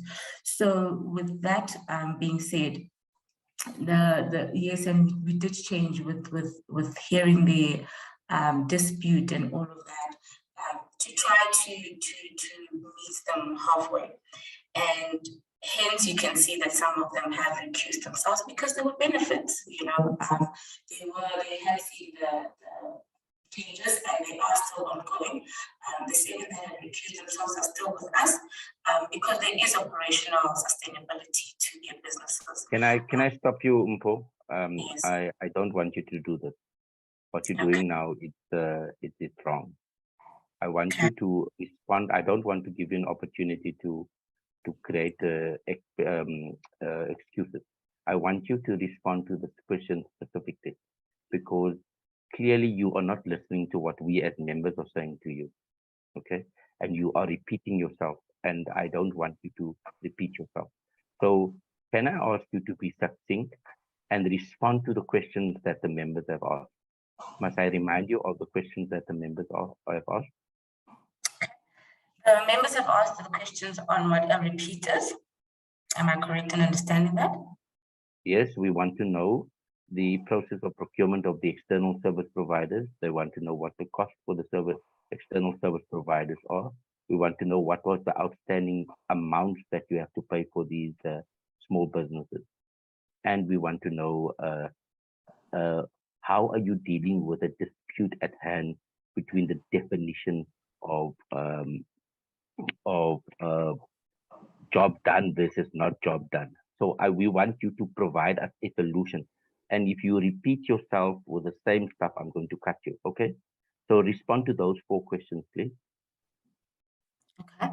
So by definition, a repeat will refer to it's any fault that was sent back to the fields within the SLA period, okay?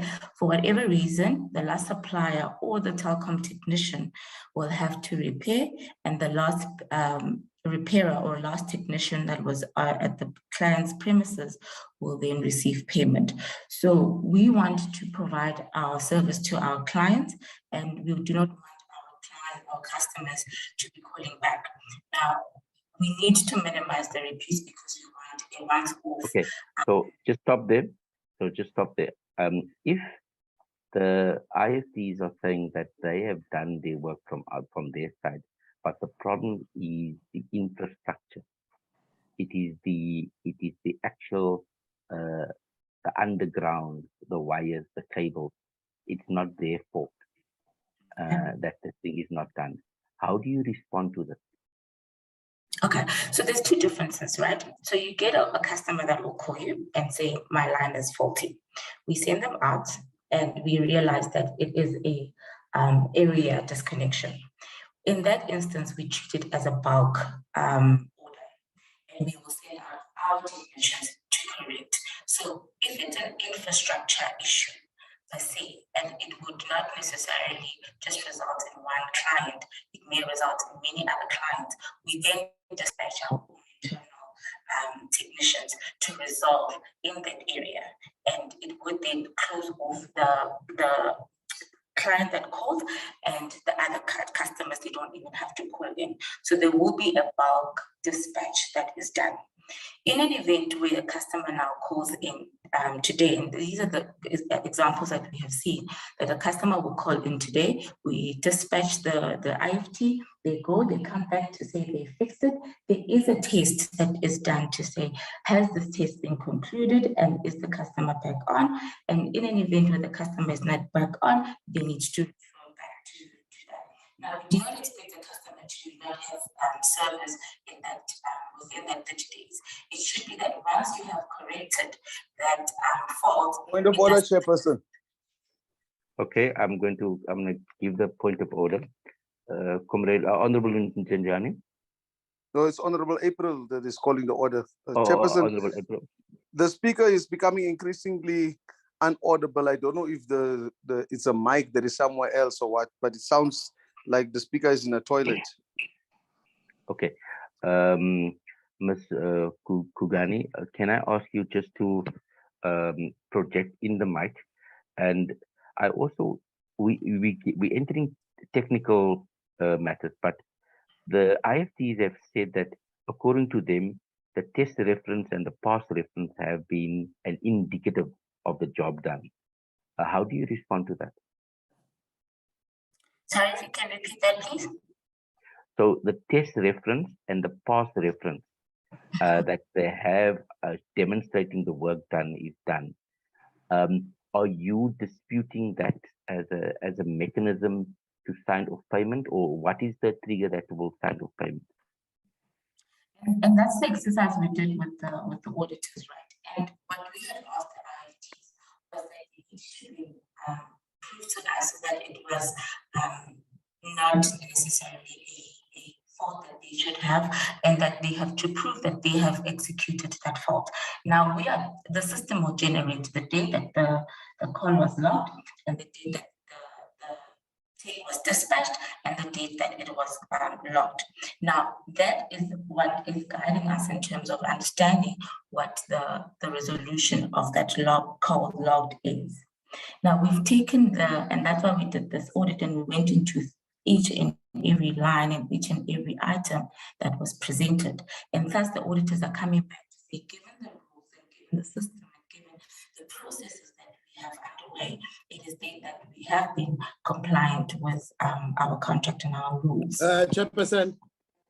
Okay. Chairperson. You Honorable Dumisani. Please, Chairperson, we hardly can hear what the speaker is saying here. We can't hear nothing. Okay. So Mpo, I think just answer the two questions straight up. What was the cost for the external independent auditor? The cost was about 400K. Sorry. How much? 400K. 400,000. Yes. Okay. You can correct me if I'm wrong. Okay, the next question I want you to answer is, there is 4 service providers here. Can you give us a broad estimate of how much are they claiming to be owed by Telkom? Just a ballpark figure. If you don't know it, I can ask the IFTs, but can you tell me? I would just have to look for it, sir. If you can give me a minute. I'll give you a minute.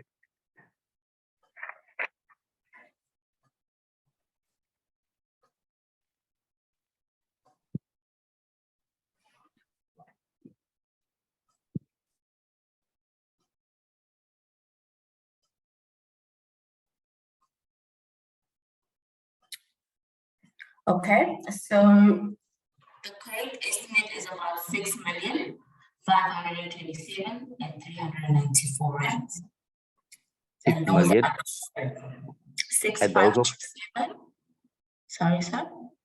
Yeah, 6,527. And is that with the combined value of the 4 IFTs or 5 IFTs?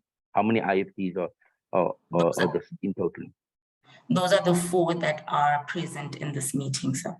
4 present in the meeting. Right. Okay. I want to leave it there. Let me check. I actually don't want to open this debate. I actually want to get advice from the portfolio committee, the researchers and advisors on the matter. Unless there's any new evidence or new information that we're going to share, I don't want people to repeat themselves. So I think we've exhausted the matter. Can I check with our portfolio committee members, just how do you advise us, Mr. Gumede? How do we take this forward? I know there's an outstanding report we need to table to Parliament. Please advise us. Thank you, Chairperson. Am I audible? Yes, you are. I can see you and I can hear you. Yes, Chair. Hey, Chair, to say I'm disappointed would be an understatement.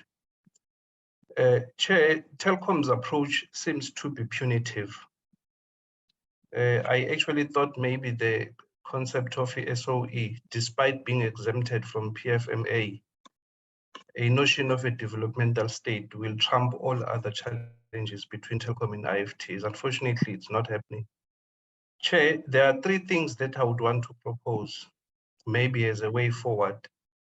The third one, however, we will discuss it under the committee bill, Chairperson, because it relates to the recommendation or the resolution that we took during the 5th Parliament as a portfolio committee, which has not been implemented. So let's discuss the third point under the committee bill. But Chair, the first 2 points that I would want to raise, Chairperson, we are dealing with the petition here, which was referred by the Speaker of Parliament to a portfolio committee for a resolution. Unfortunately, it's clear now that we are not winning with, to get that type of a win-win resolution between IFTs and Telkom. For me, Chairperson, the next course of action I so advise would be, let us get a legal opinion from our legal unit to hear what they are saying in this matter, because as I indicated earlier on, Chairperson, this is a petition. If we do not get a resolution with regards to a petition, they must give us a guidance legally, what should be the way forward. Do we leave it hanging or we find an alternative mechanism to deal with the matter? Number 2, Chairperson, I propose that the committee give me a mandate to go ahead, draft the report for adoption by the PC. Chairperson, it will be a very adverse report, I must say. That same report must be adopted by the portfolio committee and be referred to the House for discussion. I'm really not sure if Telkom wants to subject its good name to those kind of processes, because once it gets to the National Assembly for discussion, it's another matter. There won't be a turning back. So, one of the things that perhaps Telkom really needs to do, Chairperson, would be the cost-benefit analysis of going that route vis-a-vis settling this matter with IFTs. Because in terms of the rands and cents, I mean, it's an SOE, Chairperson. I think Nanje, from where I'm sitting, they have a duty as well to nurture and develop SMMEs. So we shouldn't really be here in the first place.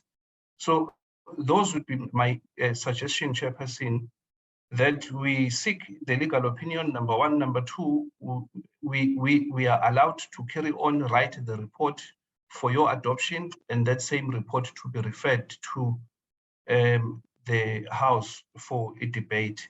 I understand, Chair, that what Mr. Jani has said, there are still processes on their part to engage the IFTs.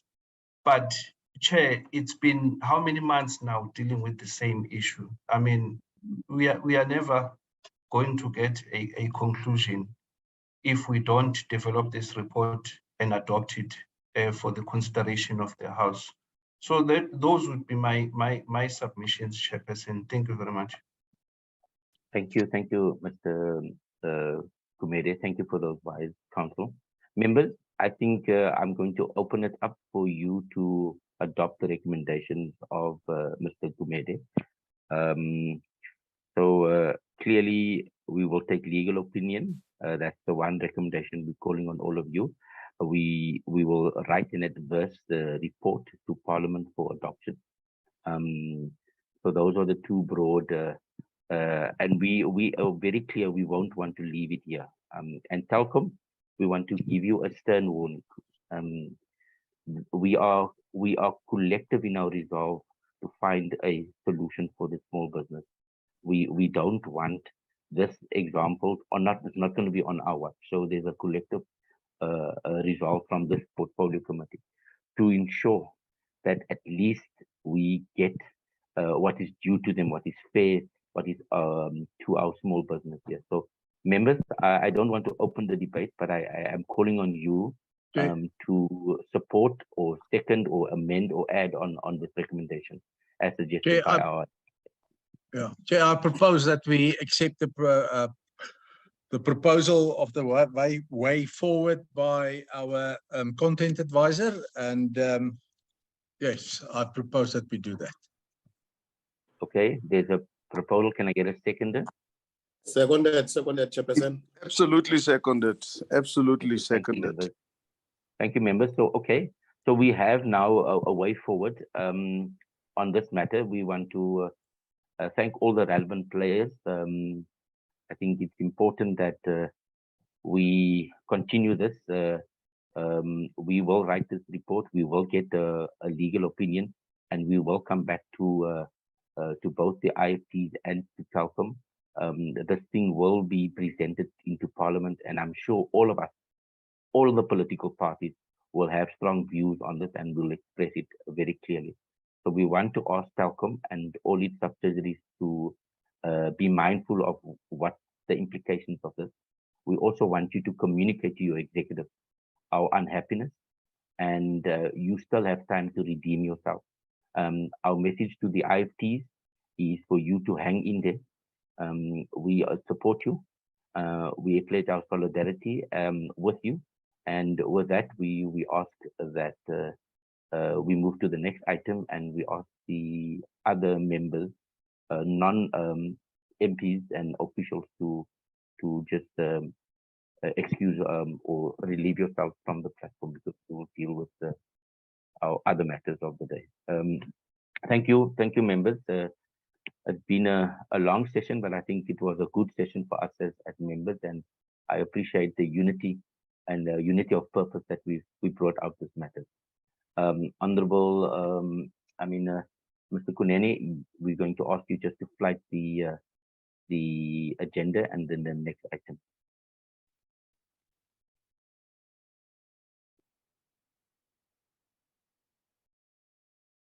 So colleagues, we've looked at deliberations, recommendations, and way forward. And now I think the next issue is the resolution of the legislation and the proposal of a committee bill. So members, this is a very exciting agenda item. I think we as the portfolio committee, we haven't really passed any legislation yet. Small business legislative framework, we all know there's big gaps in the legislative framework. And I think what we want to do is ask our content advisor and our officials to just take us through a process. But we're calling on all the parties to support the process, because we as the portfolio committee need to write enabling legislation for the Small Business or Business Act that will encompass all the big issues. We also note that we will work in a very collaborative way with the department and with the ministry, so that we don't be seen to be duplicating, but we want a quick process. We want a responsive process. We want an inclusive process, and we want a process that all small business could be happy with, and it could also begin to respond to some of the policy challenges that we've experienced. So I'm going to ask Mr. Gumede to take us through, but I also want to invite, I'm not preempting members, but I also want to invite members to enrich the process. I certainly am very excited that we will go through our own bill, and we want to see how we can do that. It will be a testing period, but also I think a rewarding period for all of us as political parties, because this legislation is a key thing that is missing in our framework. We note that there's different pieces of legislation. There's the red tape reduction. There's the township revitalization bills in our different respective provinces. There's the ombudsman. There's many pieces there, and so what we want to do is literally help get our advisors, get our content advisors to help us make sense and try to do it as quickly as possible, but at the same time as inclusive and as comprehensive as possible in service to the betterment of our community, our small business and micro business, informal traders that we serve. So that's a long introduction, but I'm handing over to honorable members, Mr. Gumede, to just take us through the process. Thank you. Thank you, Chairperson. Okay, what I've done, I just drafted about 5 points. I've circulated to your inbox and also to WhatsApp group, just the high level committee build process of what is going to happen from now on, starting from today, because one of, in fact, the resolution to initiate a committee bill must be taken today. As to which one, Chairperson, then the committee will decide. But I've made a recommendation that the Business Act, the review of the Business Act, is becoming even more urgent, looking at what the developments in the townships and various provinces coming up with various legislations, largely which is a reflection of maybe a frustration at a provincial level, that maybe at a national level, there's nothing coming up. Chair, in terms of the process, in terms of the rules of the National Assembly, Rule 273 to 275, committees are allowed to initiate their own bills. During this process, the Parliament's Constitutional and Legal Services Office, or CLSO, features prominently in terms of assisting to draft the bill, meaning once we take a resolution today, the next course of action for me and my colleagues would be to contact that particular office to initiate a meeting, inaugural meeting, to work on that thing. Then, to cut the first step, the committee shall adopt a resolution. This is what I'm referring to now, to initiate the bill of the committee. Also, maybe you cannot necessarily do it today, Chairperson, but you may need a subcommittee that will be dedicated to this particular initiative, not necessarily the entire committee. We can do that today, or we can maybe do it at a later stage. Following the adoption of the resolution of the committee, a draft memorandum, Chairperson, I must indicate as well, I've already started working on this memorandum. It must be developed as required by the Rule 273, subsection 1, and a draft bill permission is granted by the National Assembly. In fact, once the permission is granted by the National Assembly, then public participation will then ensue without delay. Chair, on the 28th of September, for instance, in terms of our committee program, we are meeting with the stakeholders. Depending on when we get approval from the speaker, we could actually use this opportunity as part of the engagement process with the stakeholder, as one of the opportunity to engage with them. Now, once the committee feels comfortable and adopt a resolution that it has developed the necessary draft legislation, it may then publish the draft bill in terms of the Government Gazette. That's in accordance to Assembly Rule 275, which further invites comments from members of Parliament. So, Chair, we might be the second portfolio committee that will go through this process. The first committee that undergone this process was the Department of Trade and Industry Portfolio Committee. It was doing this when it amended the National Credit Act. I think it was in 2017 or 2018. No other committee has done this process. So it's more of an uncharted water for us, Chairperson. But I'm optimistic that maybe by the time we conclude our program during this 6th Parliament, significant progress would have been registered in terms of this one. I'm not saying, Chairperson, we will be able to finish this bill before 2024, but the better we start, Chairperson, for me, or the sooner we start, the better for everyone. So in those few words, Chairperson, I would like to propose that we use this session to decide which of the bill we're gonna be prioritizing going forward. Number 2, we then take a resolution as the portfolio committee in line with section 273 subsection 1 of the rules of the National Assembly, so that as official we start in earnest running with this particular bill, Chairperson. I thank you. Thank you very much, Mr. Gumede. I note 2 hands.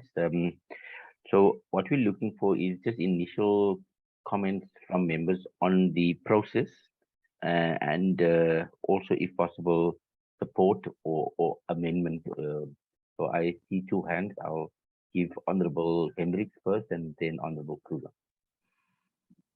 Thank you very much, Honorable Chair, and thank you very much for the wonderful introduction and motivating this committee to prepare the second portfolio committee bill of the 6th Parliament, maybe other parliaments. So thank you very much for your inspiration, Mr. Chairman.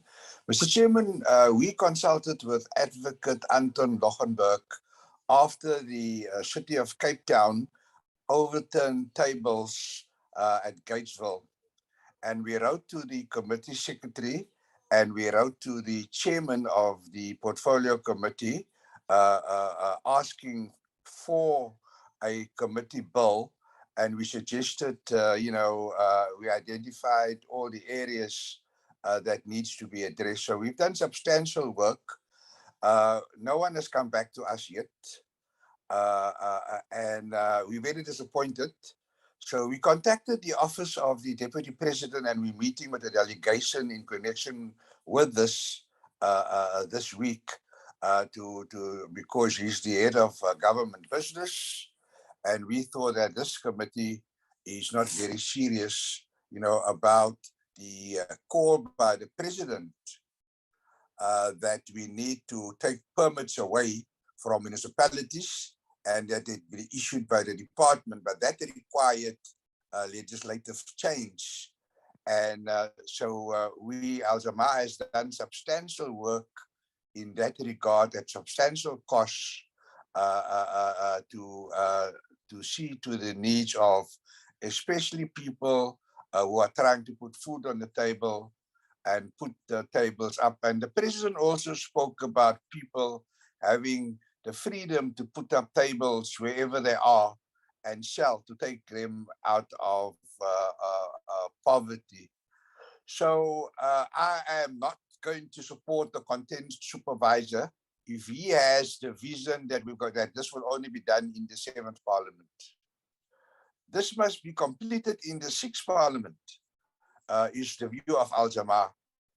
We cannot be like the national government, which the content supervisor says are dragging their feet. And that is why precisely why we're meeting with the Deputy President to tell him, as leader of government business, that that national department should stop dragging their feet on an important matter that President Ramaphosa raised during his State of the Nation address, because he knows that is how we're going to create jobs. He knows that is how we're going to take people out of poverty. And we know that the trading plan, the legislation allowing municipalities to establish trading plans where these businesses must take place, is worse than anything we had in the darkest days of apartheid.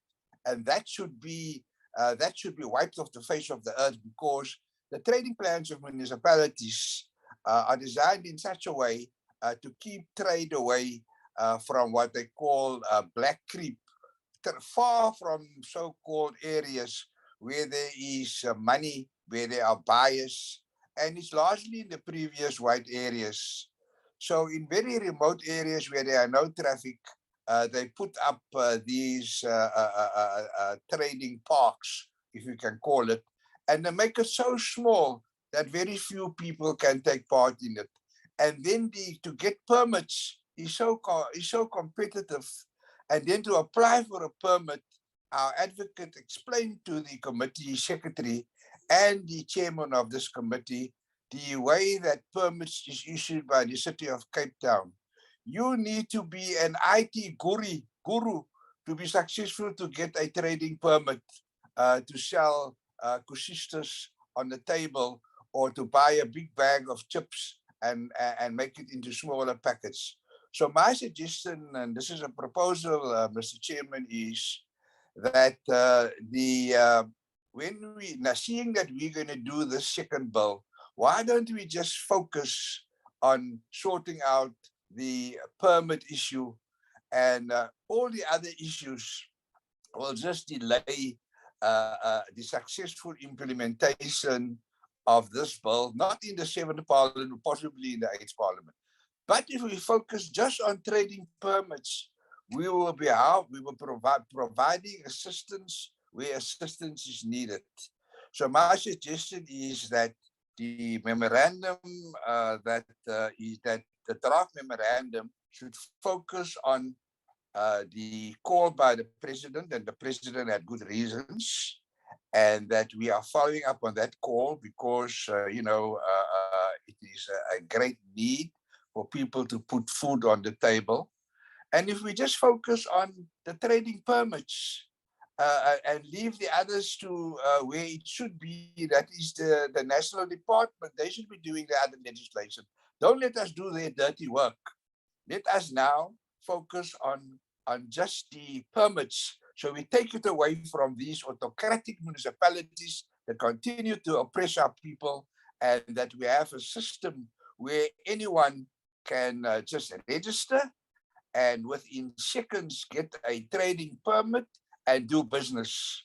And then obviously we need to make sure that our portfolio committee convinces the department to provide whatever support they can to these people who have permits, even if we have to provide funding for cleaning up wherever they trade, where we must do, where we can provide them with little cells under which to trade and so on.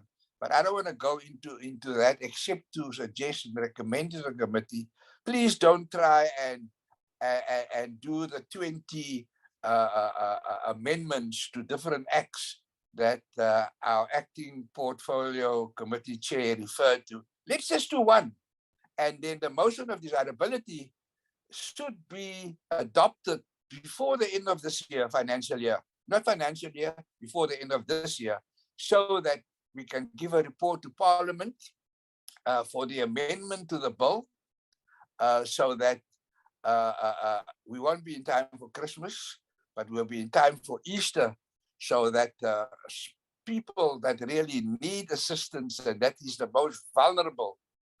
And you saw the videos, Mr. Chairman, of how the law enforcement of the city of Cape Town overturned tables of the poorest of the poor in such a draconian way that we didn't even see in the days of apartheid, but we're seeing it now. So let us do South Africa a favor and implement what President Ramaphosa called for in the State of the Nation address. Thank you very much, Honorable Chair. Thank you, Honorable Hendricks. Honorable Kruger. Yes, thank you, Chair. The purpose of my hand was not to come up with a proposal. I think your proposal is solid, and I want to say it categorically that I won't support Honorable Hendricks' proposal. So I will rather support your proposal. But saying that, I just want to ask a question to the content advisor.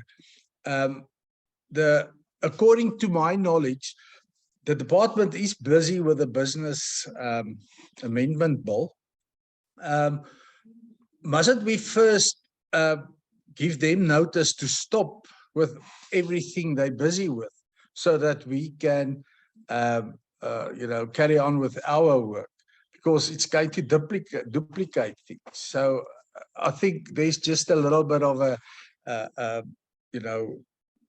double dipping or double work that could be done. So I don't know what is the process if a department is already busy with similar legislation and the committee want to come and change that legislation. Must we wait first for them to finalize the legislation and then we come up with a bill?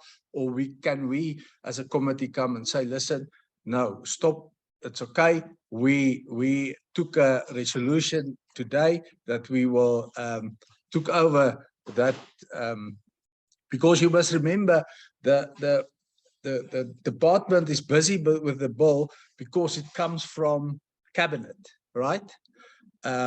So actually cabinet give them, how can I say, give them the job to draw up the bill. So now we must go against cabinet and say, listen, no, we want to do our own thing. I don't just want to know the process, but I'm 100% in agreement that we must start working on this, because if we don't start working on this, nobody will ever, we won't see it before the end of Christmas. Thank you. Thank you, Honorable Kruger. Colleagues, I want to see if there's other hands from other parties to also input on this, but let me just make one or two inputs. I think I'll ask Mr. Gumede to respond to this thing of whether we should wait for the cabinet process or the department process. How are we going to work with them? But I don't know the technical things, but I think what we want to do is we want to work in a collaborative way with the ministry and the department, and not throw out existing processes, but really complement it. I also want to encourage Honorable Hendricks that let's agree on the process first before we deal with the content, because let's not jump the gun. I think what we're looking for is now just the portfolio committee resolution. I know the permit issue is one aspect, but I think there's many aspects that we as a collective portfolio committee must find each other on. So I'm asking us not to engage with the content and the issues and the themes now, but agree on a process. And the process that we want to agree on is as advised by our content advisor. So I'm just calling for us just to be patient with each other, but let's just agree on the technical process, because there's many steps and we will have many opportunities to engage. So I think what we're asking for is three things. Is basically the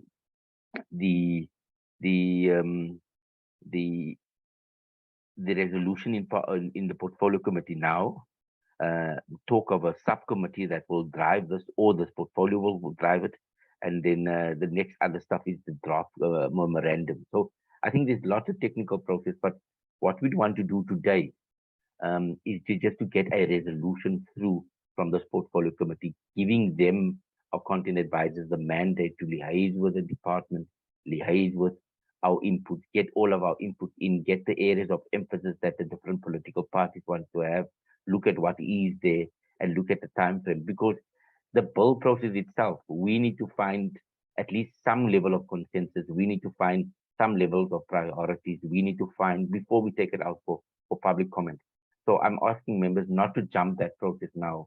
We will, I assure you, we will have a lot of time in portfolio committees to engage and try to convince each other on the different things that must be added or amended or subtracted in the bill.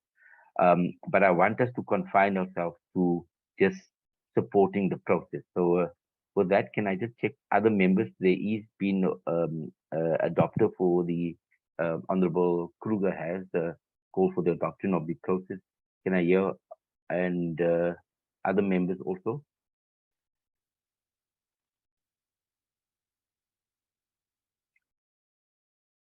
Hanif, Honorable Hendrik.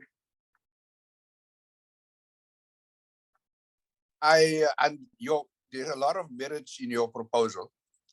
However, I'm going to oppose that proposal. And I want to support that I understand the process. I agree with you there. But the process, we need to give guidance to the content people that they need to focus. And we just want to, Al Jamaat just wants to focus on the permit matters. And we feel that the reason we understand the Democratic Alliance honorable members' position on permits. They don't want it to be taken away from the city of Cape Town and municipalities. They want to continue what they've done in Gatesville.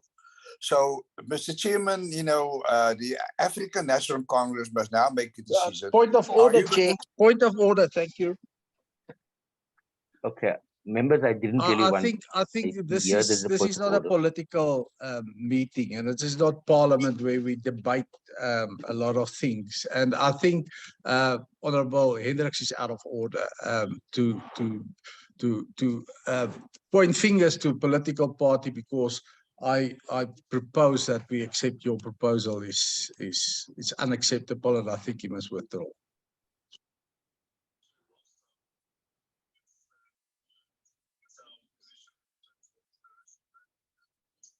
Members, okay. Members, I really didn't want us to enter the debate now. Honorable Hendricks and Honorable Kruger, I think what we're doing now, we're actually entering the debate, because with all the merits that Honorable Hendricks have raised, I think the issue now is a bit premature. What I'm hearing Honorable Hendricks say that the bill must only cover permits, and I'm saying to you that there's many issues. Just like you as a political party want permits to be covered, there's other parties that would maybe want township to be covered, township revitalization to be covered. There's other parties that want ombudsman. There's other parties that want red tape reduction. So I think what we're doing now is putting the cart before the wheel. What we must do now is first agree to this process that we're going to embark on this parliamentary and public participation process, and we've committed ourselves to do the bill. I think that's what we need, members. And I want to call all of us to order. I'm not going to allow us to debate what must be in the bill now already. I think what we need to do is follow the legislative process, which is a very cumbersome process, but it has many steps. And I think Mr.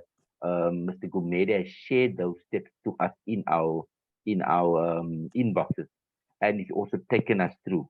So the first step that I really need this portfolio committee to agree with is the adoption of a resolution which says that we will embark on a bill process. However the bill is, whatever it will be called, however the issues is, those things are going to be debated at a later stage. Whether we're just going to do the permit bill or whether we're just going to do ombudsman bill, that is for the committee to decide. That is not what we're discussing now. So Honorable Hendricks, I'm asking you to focus only on the process. Please confine yourself to either disagreeing to a process or agreeing to the process. That's what I'm asking members now. We're not entering the debate, because I also have many strong views on many things. But I think for now, as the chair, I'm ruling that we only going to confine ourselves to respond to what Mr. Gumede said. Can I get voices from other members, so that we don't have dialogue between Hendricks and Kruger. Can I check any other parties?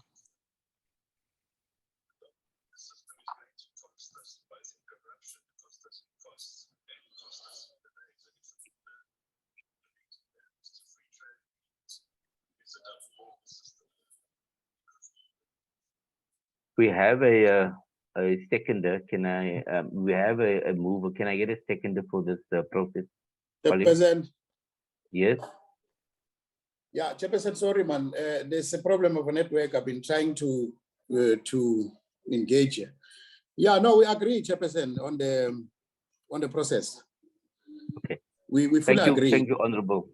That's all Yes. I needed. We will engage each other. We will share and convince each other again. I'm not. This is not the time now. So Honorable Mtenjani has seconded this, and we've got a resolution on the matter. Thank you very much, members. So what we'll do now. Sorry, on a point of order, Mr. Chairman, I would like to record Al Jamal's objection. We are not supporting that process because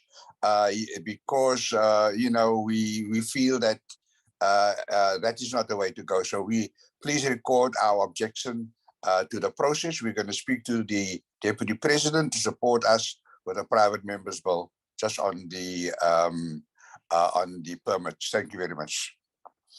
Okay, I think let's record that. Members, with that recording of the objection and also getting the second, I think we've passed a resolution that this portfolio committee will engage on a bill process, a legislative process. The content, the themes, the issues, the priorities thereof, we will have political engagement, and parties, we are encouraging parties to come and present key issues for them in the process as outlined to Mr. Gumede. Mr. Gumede, just any concluding remarks? Otherwise, we'll close this matter. No, Chair. I think it's clear. Maybe for the comfort of Honorable Kruger, you know, in the spirit of a cooperative governance, we definitely going to have to work with the Department of Small Business Development in this scenario, because as the implementing department, particularly in terms of the resources as well, you know, they are constitutionally obligated to make those resources available. So we can't develop something that will hang in the air, you know, not have a place. The place will be the Department of Small Business Development, including making budgets and including making sure that resources are available to implement the bill.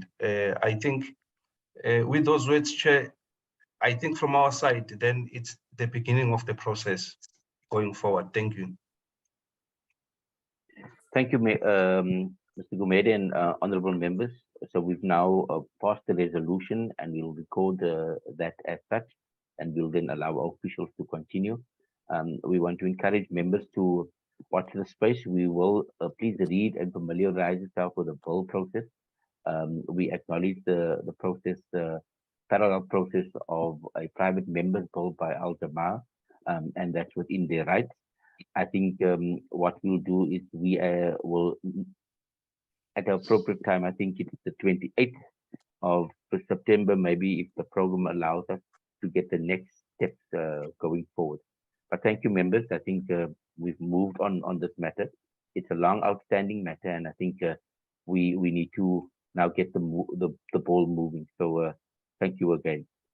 Now I want to invite us to have the last item of our agenda, which is minutes of our previous meeting.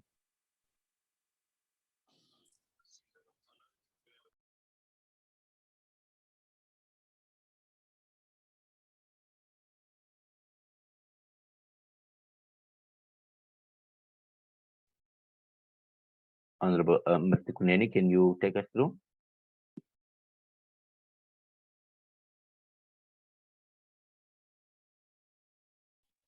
Thank you, Chairperson. These are the minutes, draft minutes of the Portfolio Committee that was sitting on Wednesday, 31st of August, 2022. And then it was the briefing by entities, that is SIDA and SIFA, on their key provincial performance issues for consideration by the portfolio committee. And then it was also the second item was the adoption of the previous minutes. So on page 1, we are seeing members in attendance. Page 2, it was the department and entities the officials that were in attendance.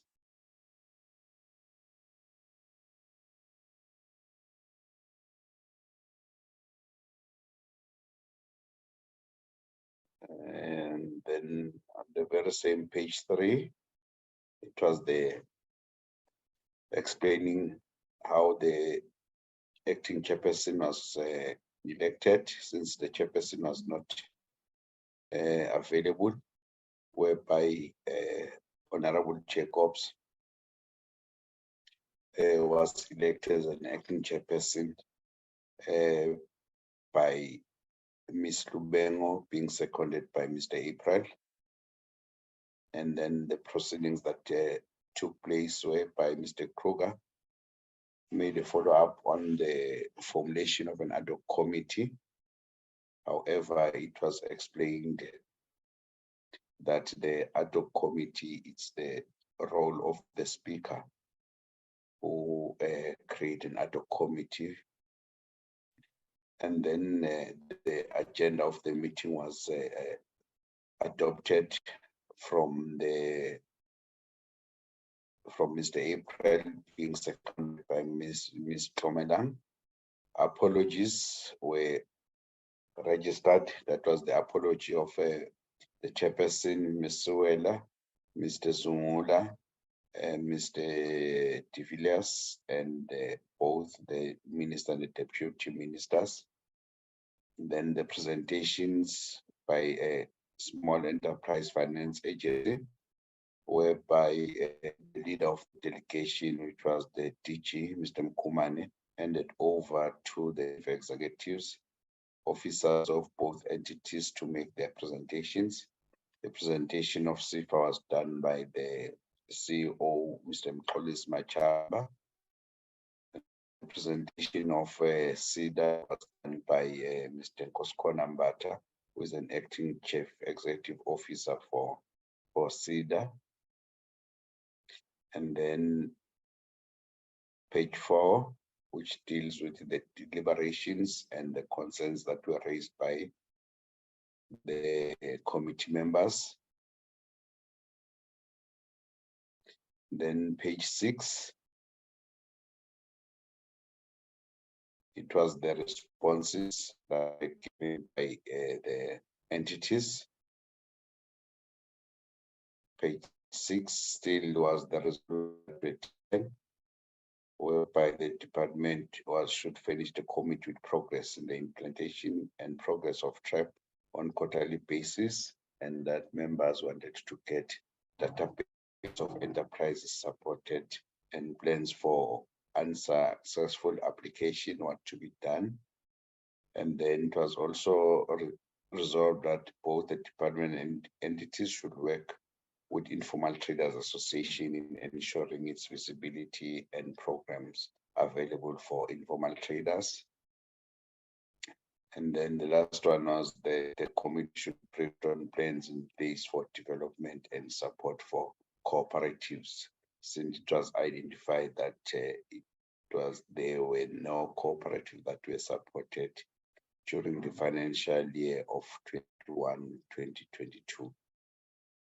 Then page 7, it was a consideration of minutes which were tabled and then were adopted after the proposal of Mr. Mtenjane, Mr. April. And then it was the chairperson's remarks on towards the closure of the meeting. The meeting attended 13:15, and it was under the leadership of Mr. Honorable Jacobs as the acting chairperson. Chairperson, I move that the committee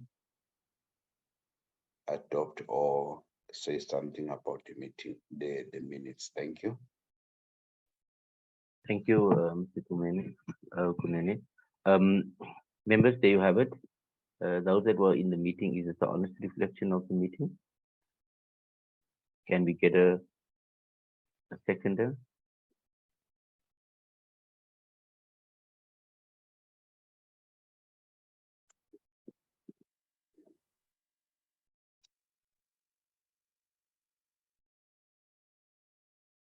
Members, are you still there? Can I get a mover and a seconder, please? April is moving, Chair. Thank you.